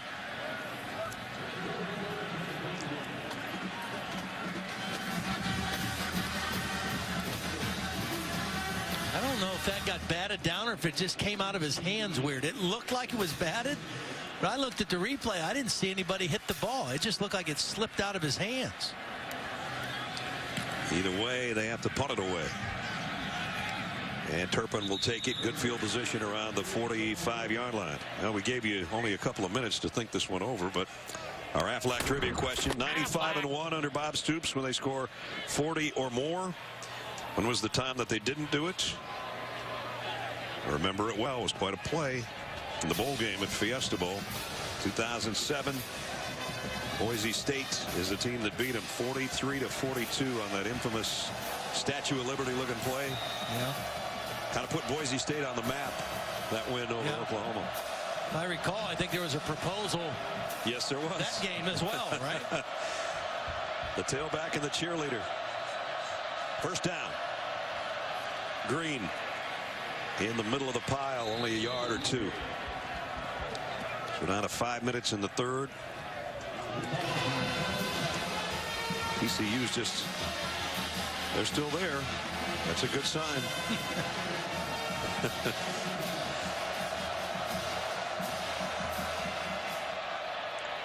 Green this time stopped short of the line of scrimmage. Nice play by Charles Walker, was the first guy out there.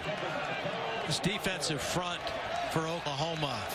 Bob Stoops said they call them team 1 and 1A. They can rotate. It doesn't matter which group's in there. They feel that confident in their depth of their front 3. They have just controlled the line of scrimmage the last few weeks. Empty backfield again for Foster Sawyer. 3rd down and 9. Oklahoma showed blitz off the corner. They back out of that. Sawyer's going to run, try to get the first down. Won't get there, but he did get about 6. Dominique Alexander knocked him out.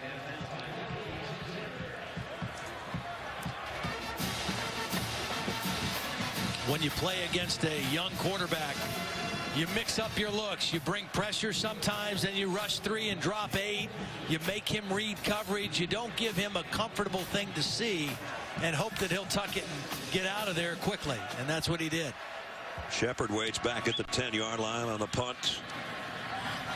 And that's about where he's going to take the catch. Nice little move at the end of that. Oklahoma's offense starting at the 10-yard line after we check in with Cassidy again. And what an ending between Mississippi State and Arkansas. Arkansas setting up for the 29-yard field goal in the win, but Cole Hetland's kick blocked by Benkez Brown. The Bulldogs hold on for the 51-50 win. And Baylor right now with a 38-21 lead in the 4th with 7 to play. Back to you guys. Well, a lot of excitement in Fayetteville. And they come up a point shy. It's amazing. I mean, you know, the games in November it's just college football is as good as it gets in the month of November. No doubt. We still got some good ones yet to come on this upcoming Thanksgiving weekend. Samaje Perine this time tracked down from behind by Montrell Wilson. Wilson, another one of those guys, not the biggest linebacker in the world, about 208 pounds, a freshman out of Keller, Texas. You know, that last 4th down and 1, I guess some people could have said down 17, why doesn't Gary Patterson go for it? His defense is kind of stopping Oklahoma right now, and he's just playing the percentages. Well, and he's playing the field position. Oklahoma's last 3 drives have started on their 8, 7, and 10. And they're going to get a stop here, too, short of the first, short of the line of scrimmage, I should say. You know, you just hope you can keep them pinned down. Maybe Oklahoma's a little more conservative in their play calling. And if you get your offense a short field enough opportunities, maybe they'll pop a play here or there. They just haven't had many big plays since early in the ball game. And that guy on the sideline, their starting quarterback, might be part of the reason for the conservative approach. Even though Trevor Knight is an experienced quarterback, he hasn't been able to make the kind of plays that Mayfield was making in the first half. 3rd down and 8, looking to make one here. And almost intercepted by O'Mealy. So they do force another punt. You know, this TCU team lost their best cornerback in the SMU game, Tejada. O'Mealy's had some nice plays tonight. And another punt situation, and should be good field position for the TCU offense. Seibert going to have to punt from near his own goal line. Turpin will take the fair catch at the 45. So it is excellent field position. And we might see a new quarterback for TCU. Well, Bram was the backup quarterback a week ago, and when Trevon Boykin went down, he was the first guy to go in. Not sure where his helmet was. You got to have the right helmet or it won't do you much good. Right now, Gary Patterson just looking for some kind of a spark. His defense has kept them in the game. This game is not out of reach. But they've got to have somebody give them a spark. And right now, they're hoping another quarterback might be able to do that. Colhausen was 13 out of 19 for 112 yards and an interception in the win over Kansas last week. So let's see how he does.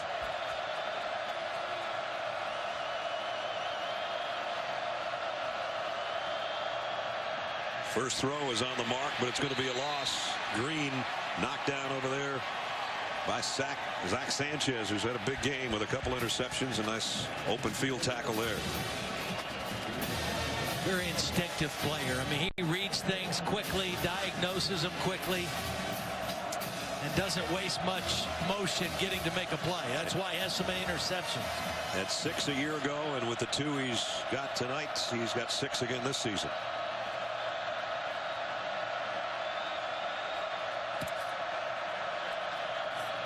Green on the handoff, only a couple as he backpedals for 2.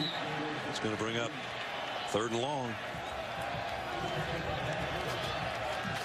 Well, the field position doesn't do you any good if your offense doesn't move it. No.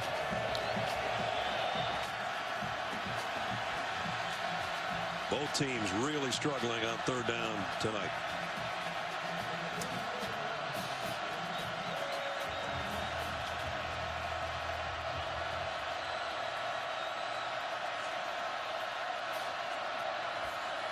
Colhausen has time down the middle and broken up. Dominique Alexander drops into coverage and makes a nice play.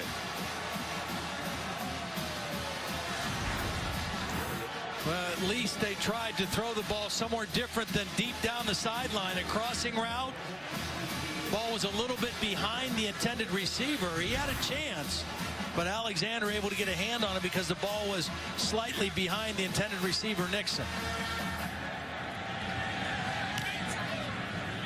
Sterling Shepard's been a busy punt returner tonight, but for the most part it's been all fair catches, which he does again at the 16-yard line as we check in with Holly. Well, Dominique Alexander's been unbelievable for this Oklahoma defense this year. I took a peek at their defensive production chart when we were meeting in the defensive meeting room. He's at the top of the production chart, but most interestingly, he has the most stops on 3rd down. Coming into the game tonight, 17 stops by himself on 3rd down. He has 2 more in this quarter alone, so when it counts the most, Dominique Alexander has been the most effective for the Sooners. He was their leading tackler a year ago, and he is coming into this game tonight as well. I bet there's something interesting going on in their family when they have Bedlam, because his dad played at Oklahoma State. First down. Trevor Knight throws to the outside, and this one's complete to Shepard. And a nice move to the inside, and Sterling off to the races. out near midfield. Just such a dependable playmaker. Short throw, let him make one guy miss and make it into a big gain. Short throw, but a big gain if he can make one guy miss. Gary Patterson said, reminds him so much of the kid that played at Kansas State, Lockett, who's now tearing it up in the NFL. Seemed like he was at Kansas State for 6 years. I'm sure that's what it feels like with Shepard, too. Now with the Seahawks, here's Perine. Puts his head down and blasts his way for what might be the last play of the third quarter. What a night for Samaje, especially with a 72-yard touchdown run after he was cut down on a pass reception on the sideline, and it looked like maybe he wouldn't even come back into the game. He's got 173 yards rushing through 3 quarters. And the 3 quarters have come to a close. 15 to play. Let's take a look at our Pacific Life game summary through 3 quarters. In this one, Baker Mayfield has not returned in the second half. 169 total yards. Nice job on the ground through 2 touchdown passes. TCU, we still got 15 minutes to go, but they're 400 yards under their season average. So a nice job by the Oklahoma defense. Also have to remind you, they're playing without Trevon Boykin. They're playing without Josh Doxson. They're playing without their starting center. And a whole bunch of other guys that have been banged up all year. And oh, by the way, Trevon Boykin only averaged 402 yards per game total offense. Yeah, so there's the missing 400, huh? Yeah. Brad Nessler, Todd Blackledge, Holly Rowe, and our crew in Norman to start the 4th quarter. Blitz coming on a running play, and it paid off for TCU as Mixon is back in there now, too, and that's a good sign. Joe Mixon went out with an injury earlier. Meanwhile, they lost yardage on that play, but for the 6th game in a row, ever since the Texas game, this Oklahoma offense is over 500 yards, 517 as we start the 4th quarter. We asked Lincoln Riley, what did they do differently after that game? They changed some of their substitutions, eliminated some of their personnel groupings so that they could play faster, simplified to play faster, and they've been much more effective as well. Knight throws over the middle high. It skips off the hands of Perine. And that would have been a first down as well. Perine had a lot of green grass in front of him. If that ball's down where he can catch it. So punting situation for Oklahoma. When you're throwing to a running back, you don't want to make them have to reach too far for the ball. Even if they have good hands, you want them to be able to catch that thing where they can do what they do, which is run. Cavante Turpin had a punt return for a touchdown last week. They've done a nice job making him fair catch the ball as well tonight. He does around the 11-yard line with 14:08 remaining in the football game. Still Oklahoma up by 17.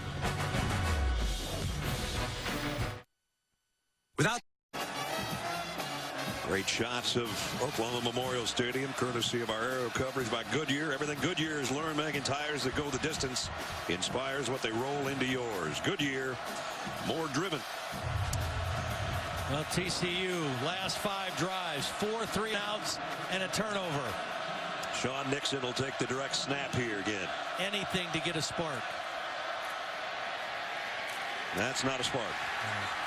Well, that's a nice play by Eric Stryker and Jordan Evans. Part of this is Oklahoma's defense is good. I mean, they are legitimately the best defense in the Big 12. But this is just not the same TCU offense that played the majority of the season. That coming into this game was averaging over 600 yards of offense. You don't have a quarterback that you had. You don't have your top receiver. You're missing a couple linemen. It's not the same. Pistol set here for Cohausen. And flag Kyle Hicks this time with a flag down. Still trying to move the pile.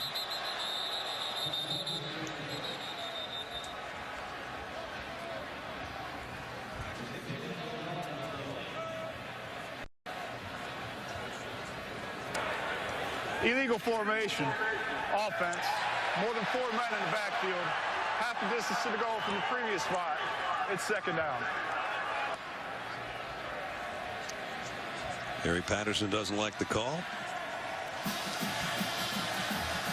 So they back it up inside the 10. Actually, it's going to be inside the 5. not the spot you want your second or third string, whichever you want to consider, their quarterback. Now they're in their own end zone with Hicks behind it. And in the loudest end of the field as well. Deep in his own end zone to throw, and he got drilled trying to get rid of it. Throws it out incomplete. Wow. Eric Stryker, number 19, coming as he always does with a big head of steam. Well, how Kohlhausen stayed upright on this one, I'll never know. Stryker whips the left tackle and gets to the quarterback, just can't get him on the ground.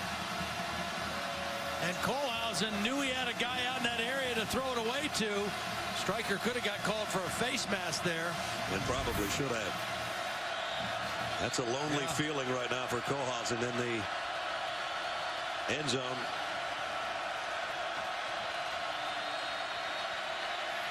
Going to get real lonely if he doesn't complete this pass. And it's broken up. Number 1, Dominique Alexander covering number 1, Emmanuel Porter. Well, boy, that's a matchup you want.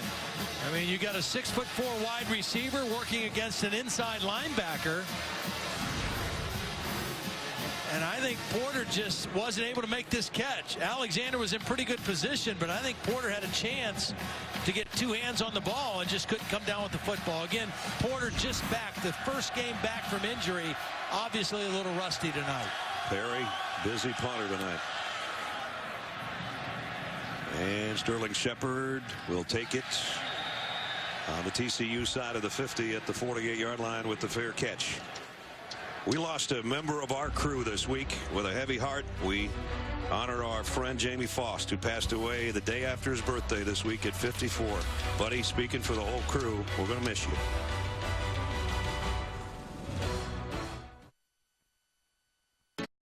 Saturday Night Football, presented by Walmart. Brought to you by Pacific Life. For life insurance, annuities, and investments, choose Pacific Life. The power to help you succeed. The 2015 Ford Edge. Be unstoppable. And AT&T, mobilizing your world.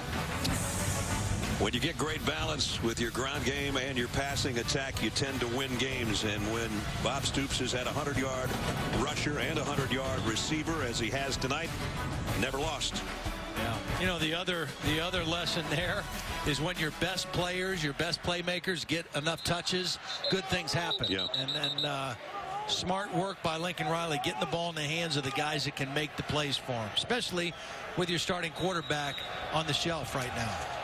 And that's not good. 9 first downs altogether. Baker Mayfield again did not come out with a helmet in the second half after taking a big shot in the second quarter on a targeting foul by TCU. So here's Trevor Knight. That one came off his hand a little funny too.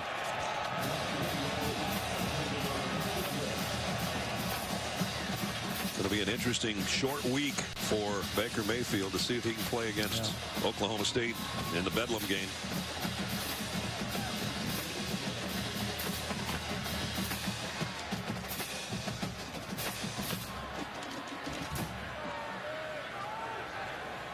Second down and 10 at the 48.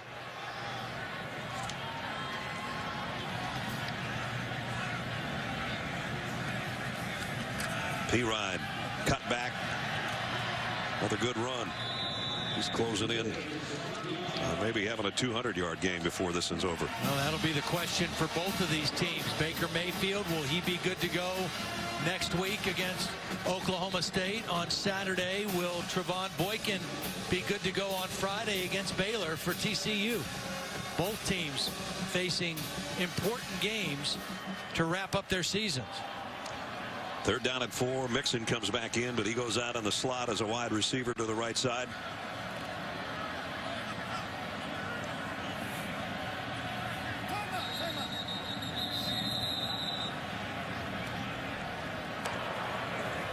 Timeout, Oklahoma. It's their first charge of the second half. So they want to make sure they've got the play called they want with a third down and 4. We'll see how they do when we come back.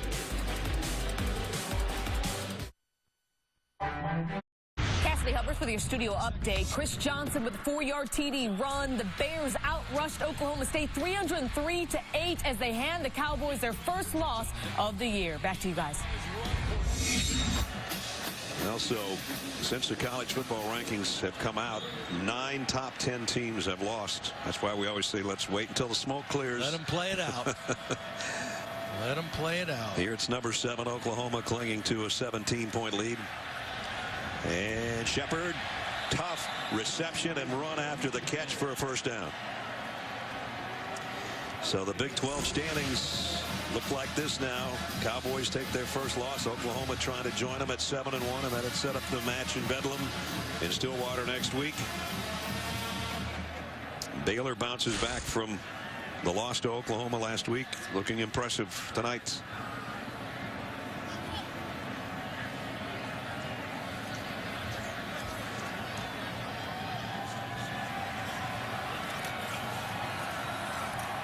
Perine only a yard, maybe 2.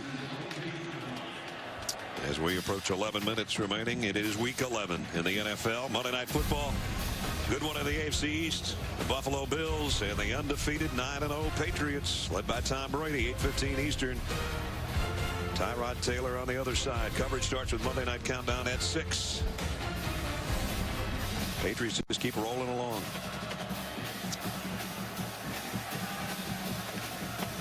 Saw the end of that game at the Blackledge residence on Sunday night. Giants and the Patriots. Here's Samaje. Trevor Knight's going to keep it. Nice play fake. He gets out of bounds around the 31.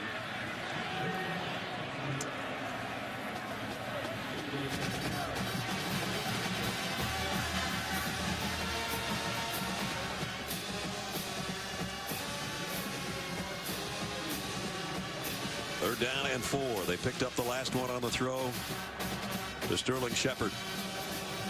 And he is the slot man to the right of Trevor Knight right here.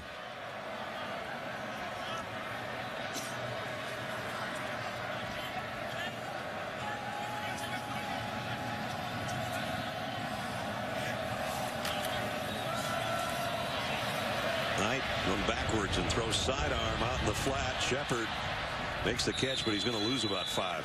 That was a run-pass option. The line was blocking run. Trevor Knight could have given it to the back for the run. He thought he saw numbers that he liked in the pass game, but TCU kind of fooled him with the coverage. They read it, and when he had to pull it down and double clutch it, it really ruined the timing of the play. Good defense on third down by TCU. Looks like this might be a little bit of no man's land here on 4th down and 7 for Bob Stoops, as his kicker's career long is 46 yards. And they're trying to make a decision on whether or not they're going for it or punting or trying a field goal. Right now they're just 6 Sooners standing out there at the line of scrimmage. 5-yard penalty, 4th down. And now they take the penalty, and I'm assuming they're going to come out and punt it. Yeah, I would think so.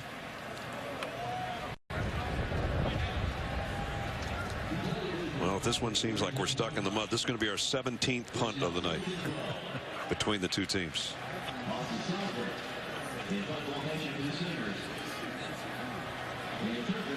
Seibert, as Todd said, doing both duties, punter and the kicker. He's going to have a tired leg when this one's over. Let's try to pooch it up there inside the 20. It stays around the 15, somewhere in there. And TCU will take over. Now it's time for the LG Moments of the Week. If you missed it earlier today, number 9 Michigan State beat number 3 Ohio State by 3, snapping the Buckeyes' 23-game winning streak. Number 17 North Carolina beat Virginia Tech in overtime. Frank Beamer's final home game, they carried him off anyway. We're going to miss him in college football. And as Cassidy just told you about the battle in Stillwater, number 10 Baylor over number 6 Oklahoma State by 10. I'm not sure North Carolina is a team that's gotten enough respect. Sitting there with 1 loss. They lost their opener to South Carolina. They're down at 17 in the college football playoff rank. They're going to play Clemson in the ACC title game. Holhausen down the middle, and he somehow tucked one in there to Turpin. Turpin's got great speed. I don't think they're going to get him. Wow. All the way for the touchdown. An 86-yard pass play. But this one's far from over now. This was well thrown. And it wasn't on the sideline. It wasn't a fade. It was a post route or a deep in route. Kohlhausen puts it right where he has to. And then the speed takes over. He was working on the nickelback, William Johnson. And he beat Johnson. And Doug Meacham finally gets a big play from his offense. Boy, this is an offense that had gone possession after possession with nothing. Extra point makes it a 10-point game now. That's the longest play from scrimmage allowed by Oklahoma this year. A one-play, 86-yard drive. The pass down the middle right where it had to be. And then KaVontae Turpin, the freshman, all 150 pounds of him, takes it the rest of the way, 30-20.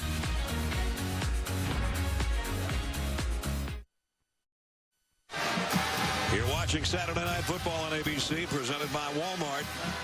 A game that was stuck in neutral, maybe even park, has just changed in a hurry. An 86-yard pass and run has made it 30-20 now. And a lot of time left, and your defense is still hanging in there with a little more renewed energy. No need to do anything except kick it deep and play defense. One play, they almost equaled their second and third quarters put together. And Oklahoma will bring it out to the 25 as we take it to Todd to show you that last play. Well, beautiful throw by Kohlhausen. Here's what you don't want to do. You don't want to throw it at Sanchez because he's been hurting you all night. So the matchup is right in here. Burton going against the nickelback, and watch William Johnson, number 12, get turned around on the route. As soon as he turned around there, he was beaten. Beautiful throw, a missed tackle, and then the speed of KaVontae Burton. Coming into the game, Burton was averaging 15.4 yards per touch. He hadn't done much as a return man tonight, but that 86-yard reception gave this team a spark that they needed. It was his 7th touchdown catch of the year. And now Oklahoma from the 25. They just like to chew clock up, but Samaje got a couple. We're down under 9 minutes.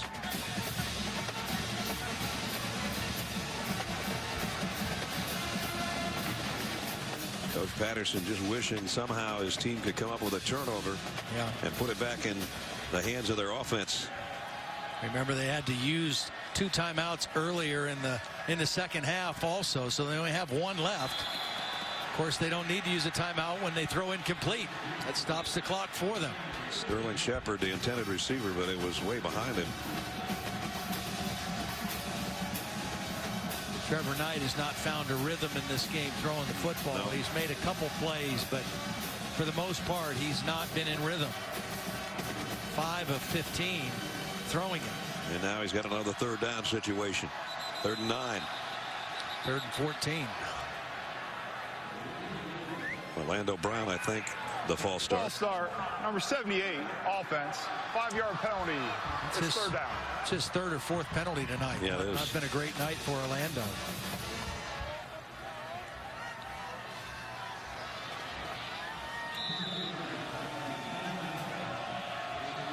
So a game that was just all Oklahoma. Yeah.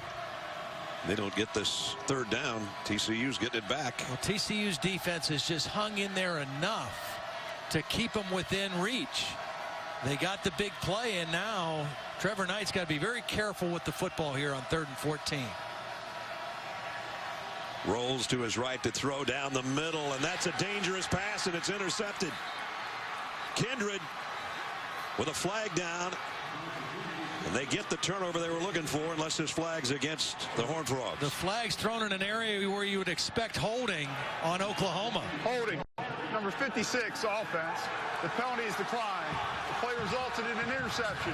1st down, TCU. Wow. This is just not a good decision by Trevor Knight at all. He's flushed out of the pocket. He's rolling to his right, and he tries to force one back across his body to the middle.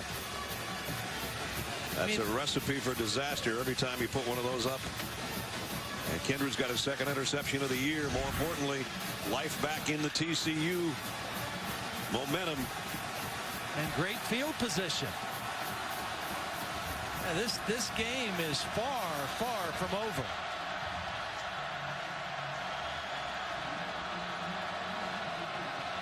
Again, 4 wide receivers, 2 to each side for Kohlhausen. You can still run the ball with Aaron Green, too. I mean, there's enough time. You're not in a 2-minute offense set yet. You're only 10 points behind.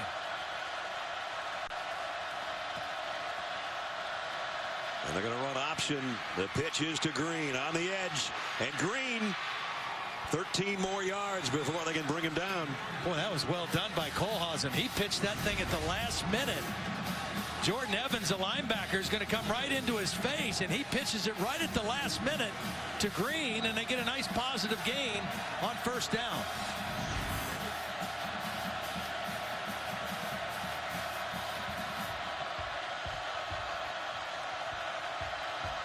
First down at the 33. Kohlhausen, plenty of time. And now throws at the last moment. Got it out of there to avoid a sack. Yeah, that was a good job avoiding a negative yardage play. Tapper and Stryker in there with the pressure. 2nd and 10 is a whole lot better than 2nd and 16 or 17 than what it would have been.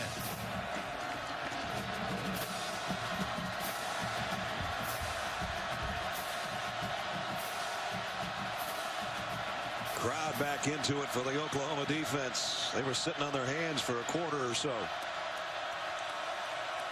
I don't blame them. It's about 30 degrees out here. It's Green on the left side. Nice gain inside the 30 down near the 27.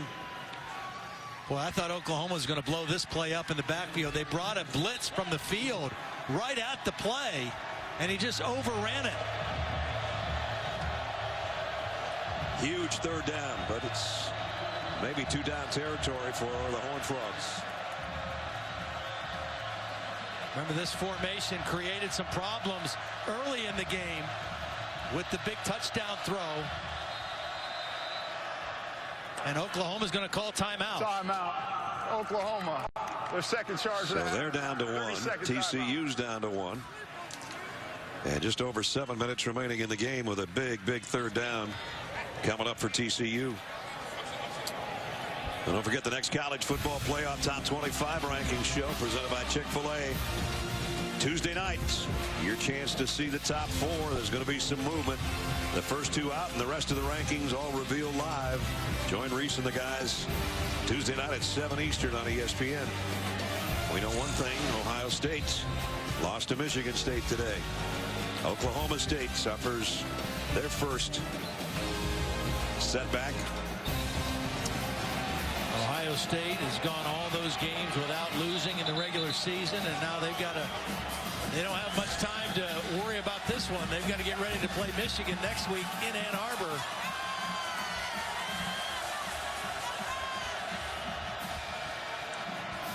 Nixon will take the direct snap again.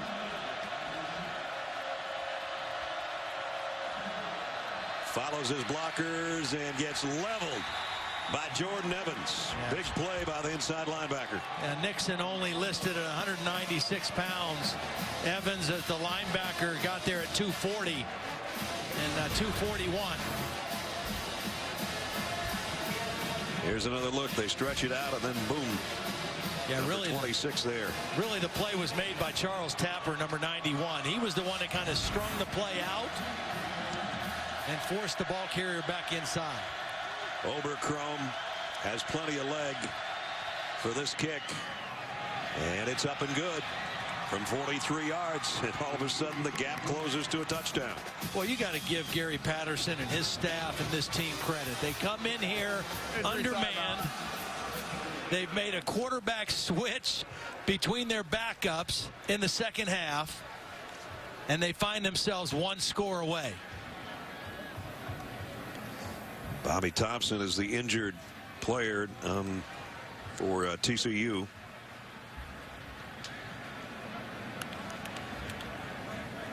Blocking on that field goal attempt. So there's 6:27 remaining in a game that didn't look like it was in any kind of doubt for Oklahoma is in very much. a precarious situation right now for the #7 team in the country. Let's check in with Holly. Well, guys, just to update Trevon Boykin's injury situation. I talked to him before the game, and he said that right ankle is doing a little bit better. He'd been in a boot. He said he took the boot off a couple of days ago, and I said, you know, Coach Patterson told me you could play against Baylor on Friday. He said, well, I'm kind of taking it a day at a time, but I am feeling better every single day. And one last note on Baker Mayfield, the Oklahoma quarterback. I have been able to confirm that they are holding him out for precautionary reasons because of a head that blow with the targeting call. The athletic trainers have a mantra: when in doubt, sit them out. So they are being very careful with Mayfield. Good idea. Yep, smart.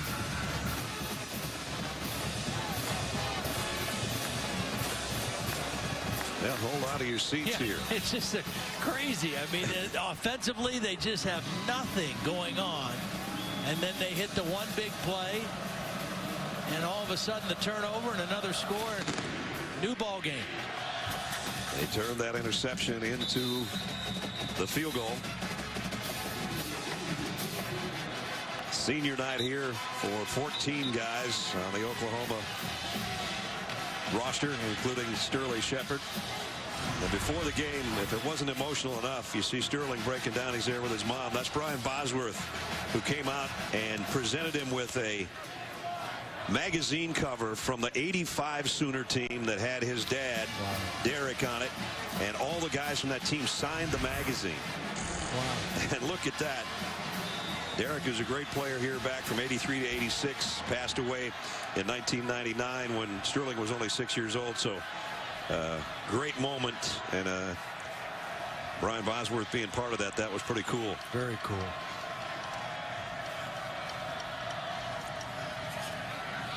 Here's Trevor Knight keeping. Got about 3 as we check in with Holly. Brian Bosworth's dad had been saving that Sports Illustrated cover all these years, and he got everybody to sign it early October and presented it, as you saw. But the really cool part, Sterling Shepard told me his dad, Derek, never saw him play football. He died when he was 6, as you said, Brad, but he did watch him play basketball, but never football. He had a special piece of his dad with him tonight for the first time playing football. That is awesome. There's his numbers tonight, again over the 100-yard mark. I try to get him the ball. I mean, he makes good things happen when he touches it. This guy does too. P. Ryan, about 2 yards shy of the first down. Well, that was a good, tough run, because now you have a lot of options there at 3rd down and 2. Your quarterback runs, your running game, period. A lot you can do at 3rd and 2. Samaje Perine's got 187 yards. He's got 3 200-yard games in his career, including that 427 record breaker we talked about against Kansas. They would love him to get about 2 yards and 8 inches right here. He didn't. He slipped on his own. I don't even know if he got tackled, but he fell down short on the first down. Well, you have to punt the football. Wow. He didn't get anything. And another 3 and out. I'm so impressed with the heart and the character of this TCU team. Coming in, 1 loss on the road to Oklahoma State, undermanned, and fighting like heck in this one. Turpin, remember, is a dangerous guy on the other end of this punt. He's proven that tonight as a receiver. They won't let him get anything here, as he's got to take the fair catch. Back at the 24-yard line. Well, Big 12 road games. We mentioned coming into this one too. These two teams, the last 3 times they've met, the game's been decided by a total of 14 points, and here we are down to a 7-point game again with 4:22 to go. It was 37-33 last year in Fort Worth, and it was a pick 6 late in the game that was the difference for TCU.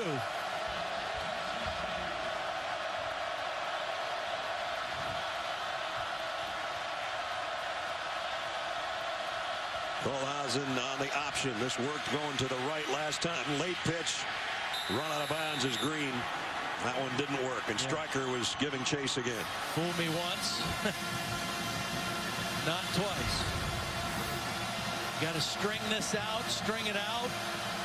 By the time Kohlhausen pitches it, Green has nowhere to go with the football. That's excellent defense by Oklahoma. Boy, half an hour ago, these fans were only worried about whether or not there's any beer left in the cooler outside. They're into it now. Kohlhausen needs to think about getting some of it back here. Down the middle, and he got it. Close to a first down on the throw. Completed it again to everybody's favorite receiver tonight, no matter who's playing quarterback. Listenby. Nice throw. Good timing. Good spot for the football. Again, they've gone away from throwing that fade route against these corners and working a couple inside routes that have paid off for them. Let's see if the give is to Green to try to get the yard. He's going to keep it himself. Wow. So the quarterback picks up the first down. Had to fight through the tackle of Stryker. Stryker read the play, was working on the tackle, and that was very close. But a conversion for the Horned Frogs. Again, just a 7-point difference here. And each team with only one timeout remaining. Empty backfield for Kohlhausen.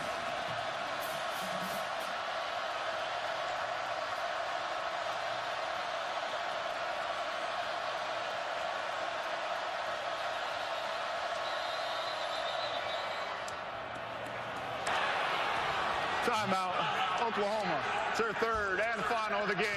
30-second timeout. You know, Bob Stoops didn't want to use that one, but did with 3:10 to go. So they don't have any timeouts remaining, and TCU down to 1. Coming up tonight on ESPN after Cal and Stanford. Stick around for SportsCenter at night. Catch all the day's college football, college hoops, the NBA, NHL, everything. Plus, preview of Week 11 in the NFL. SportsCenter at night kicks off after the game on ESPN.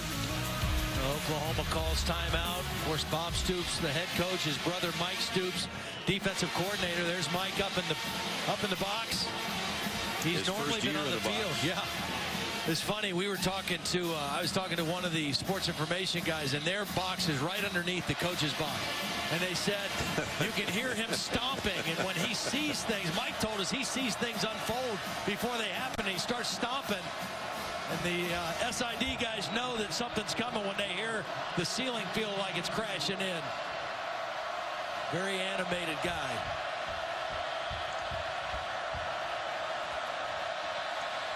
Green, nice cut back to the middle again. Aaron Green almost popped it out of there. The ball comes out at the end of the play, but he's down after a 24-yard romp. This guy is impressive when he sticks his foot in the ground and cuts without losing speed. I mean, that is really hard to do, and he does it multiple times on run. And then he makes you miss when you get to that second level.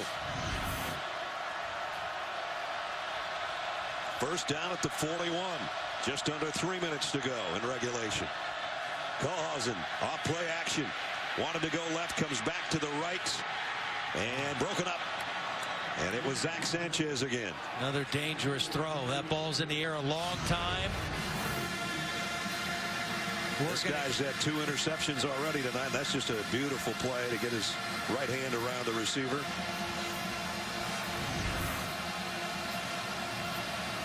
I would throw away from him, I think. He's just, you know, he's having a game where he's just guessing right and he's making the right breaks and he's catching it when he gets to it.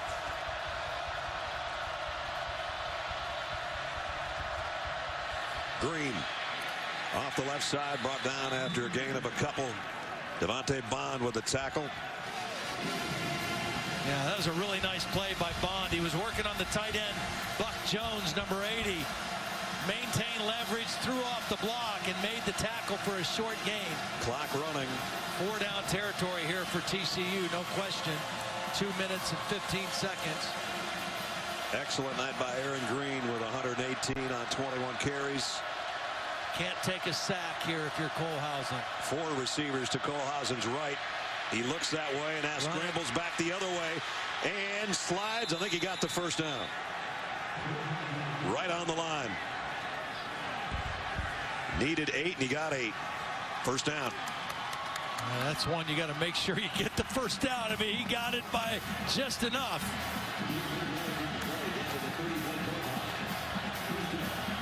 Oklahoma trying to hold on for dear life here. Previous play ruling, and the ball carrier advancing the ball for a first down is under review. So they're going to take a look at this again. See, this is one, I mean, I understand the slide, but in this part of the field, in this part of the game, I think you got to dive and make sure you get the first down. I mean, he may very well have it, but you got to get that ball across the mark. I think you got it. You saw Jordan Thomas diving to try to prevent the quarterback from picking up the first. Was right at the sticks on the far side.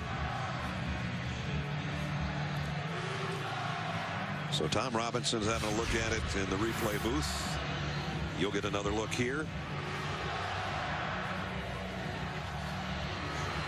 I just don't see where there's enough to take that away. Plus, it looked like our yellow line was actually almost a hair in front of where the actual marker, the orange marker, was on the far side. Well, right now, TCU also needs to be thinking. They could be thinking two things. They got to be thinking, what's our play if it's 4th and short, and what's our play if it's 1st and 10 as they go back out here. Gary Patterson said if they're close in this ball game, they're going to be very aggressive, and they've got a few things saved. I wonder if there's a trick play of any kind. On the field stands. First down. Do they have a trick play of some sort, save for a moment like this? Close to the red zone, need a touchdown, just under 2 minutes to play in the game. Their quarterback has rushed for first downs on 3rd down twice in this drive. Green and Listenby are the two guys that need to touch the football. Kohlhausen loads, now scrambles, throws on the run and got it to Nixon, and that's 8 more yards. Clock running, 1:45 remaining. TCU has 1 timeout left. You want to save that till you absolutely need it. That was a nice scramble and throw by Kohlhausen. They've got this Oklahoma defense on their heels just a little bit. Yes, they do. 2nd down and short. Green runs into his own man, cuts it back the other way, and has a first down. Picks up 5 more. And they're in the red zone. We're down to 120 as they move the chains. Ran into his tackle, Noteboom, but didn't get knocked off his feet and able to find his way for a first down. They took this ball about 3 minutes ago. Now it's the 10th play of the drive. Green again cuts back to the middle of the field. Nice open field stop there by Bond after he got a yard. We're down to 1 minute and 2 seconds in the 4th quarter. You know, also worth noting, early in the 2nd half when TCU scored, they went for 2 and came up short. To 3rd and final. That could potentially be driving for a game-winning touchdown here without having to kick. So it's going to be a 2nd down and 8 coming up. Neither team has a timeout remaining at this point. Gary Patterson's got his visor off, his glasses off, he's wiping his forehead. I would be too, because they came in here as banged up as any team we've ever seen. Played their backup quarterback. Now they went to their 3rd quarterback, and they're hanging around, and they got an opportunity to tie this thing or maybe win it. Defensively, they've hung in there. They've made enough plays. They've forced field goals and not given up touchdowns. They give up the long run to Perine, and at that point it looked like maybe they can't get this done. But they just have hung in there, and then they finally got a couple spark plays from their offense, and a real credit to Gary Patterson and his staff for keeping this team together. No doubt about it. Now here we go. 2nd down and 8. 1:03 remaining in regulation. Kyle Hicks in the backfield with Kohlhausen now.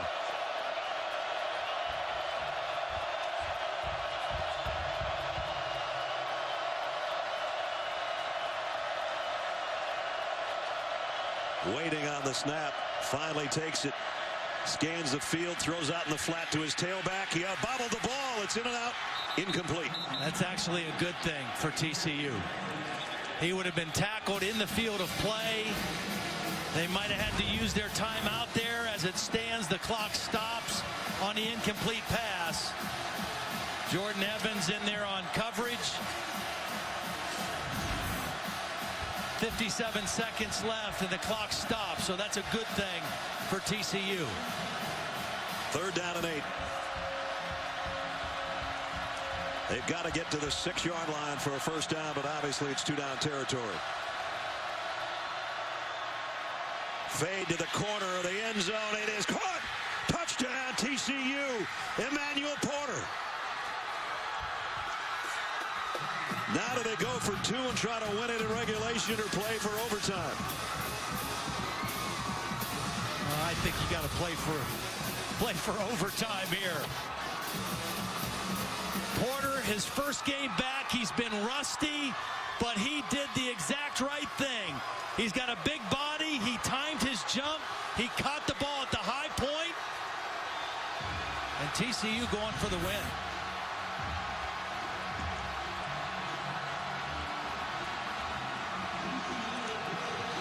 Wow. Had you told me 45 minutes ago we'd come down to this, I would have said you've got something loose. And now an opportunity to take the lead. There's still going to be a few, about 46 seconds maybe remaining in the game if they hit this 2-point conversion. Kohlhausen flushed on the run. Lobs it. It's knocked down. I think it was Stephen Parker.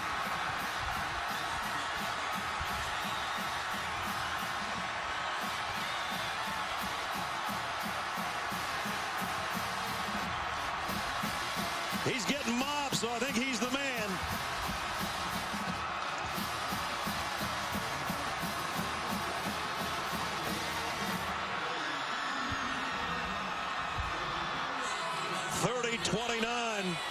Kohlhausen had a man open. He had Sean Nixon, number 3, that broke free, and he was looking to flip that to Nixon in the end zone, right up here in the corner. After the play but it was knocked away by Parker. Unsportsmanlike conduct, number 31 of Oklahoma. The 15-yard penalty will be enforced on the kickoff.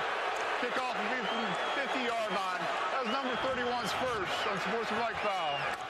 Stephen Parker makes the play of the game right now. Obviously, Gary Patterson thinking, with our backup quarterback and all of our injuries, we've got momentum. Let's go for the win here.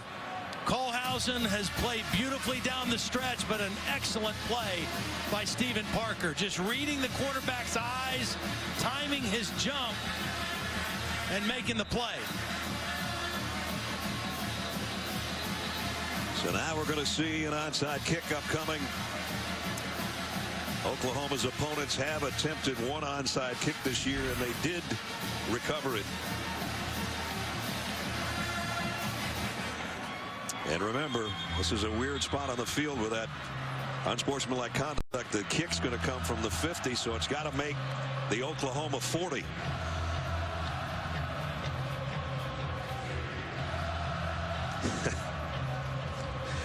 What a wacky game. Wow. Oberchrome set to kick it from midfield. It goes 10 yards, but it's covered nicely by Oklahoma. And it is, guess who? Zach Sanchez, who caught 2 from the first quarterback that played tonight. Now he catches one from the kicker. That's probably going to do it for Oklahoma to remain just once beaten. Set the game clock to 50 seconds. 50 seconds. Don't forget, stay tuned for the Ford wrap-up show. Cassidy Hubbard will be along after the game. Cassidy will have a lot of crazy things that happened today. Not too many more crazier than this.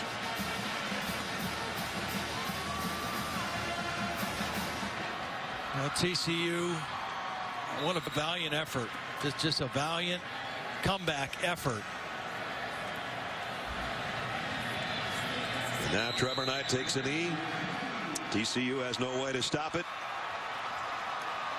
And again, now this is in the last 4 meetings. These games decided by a total of 15 points.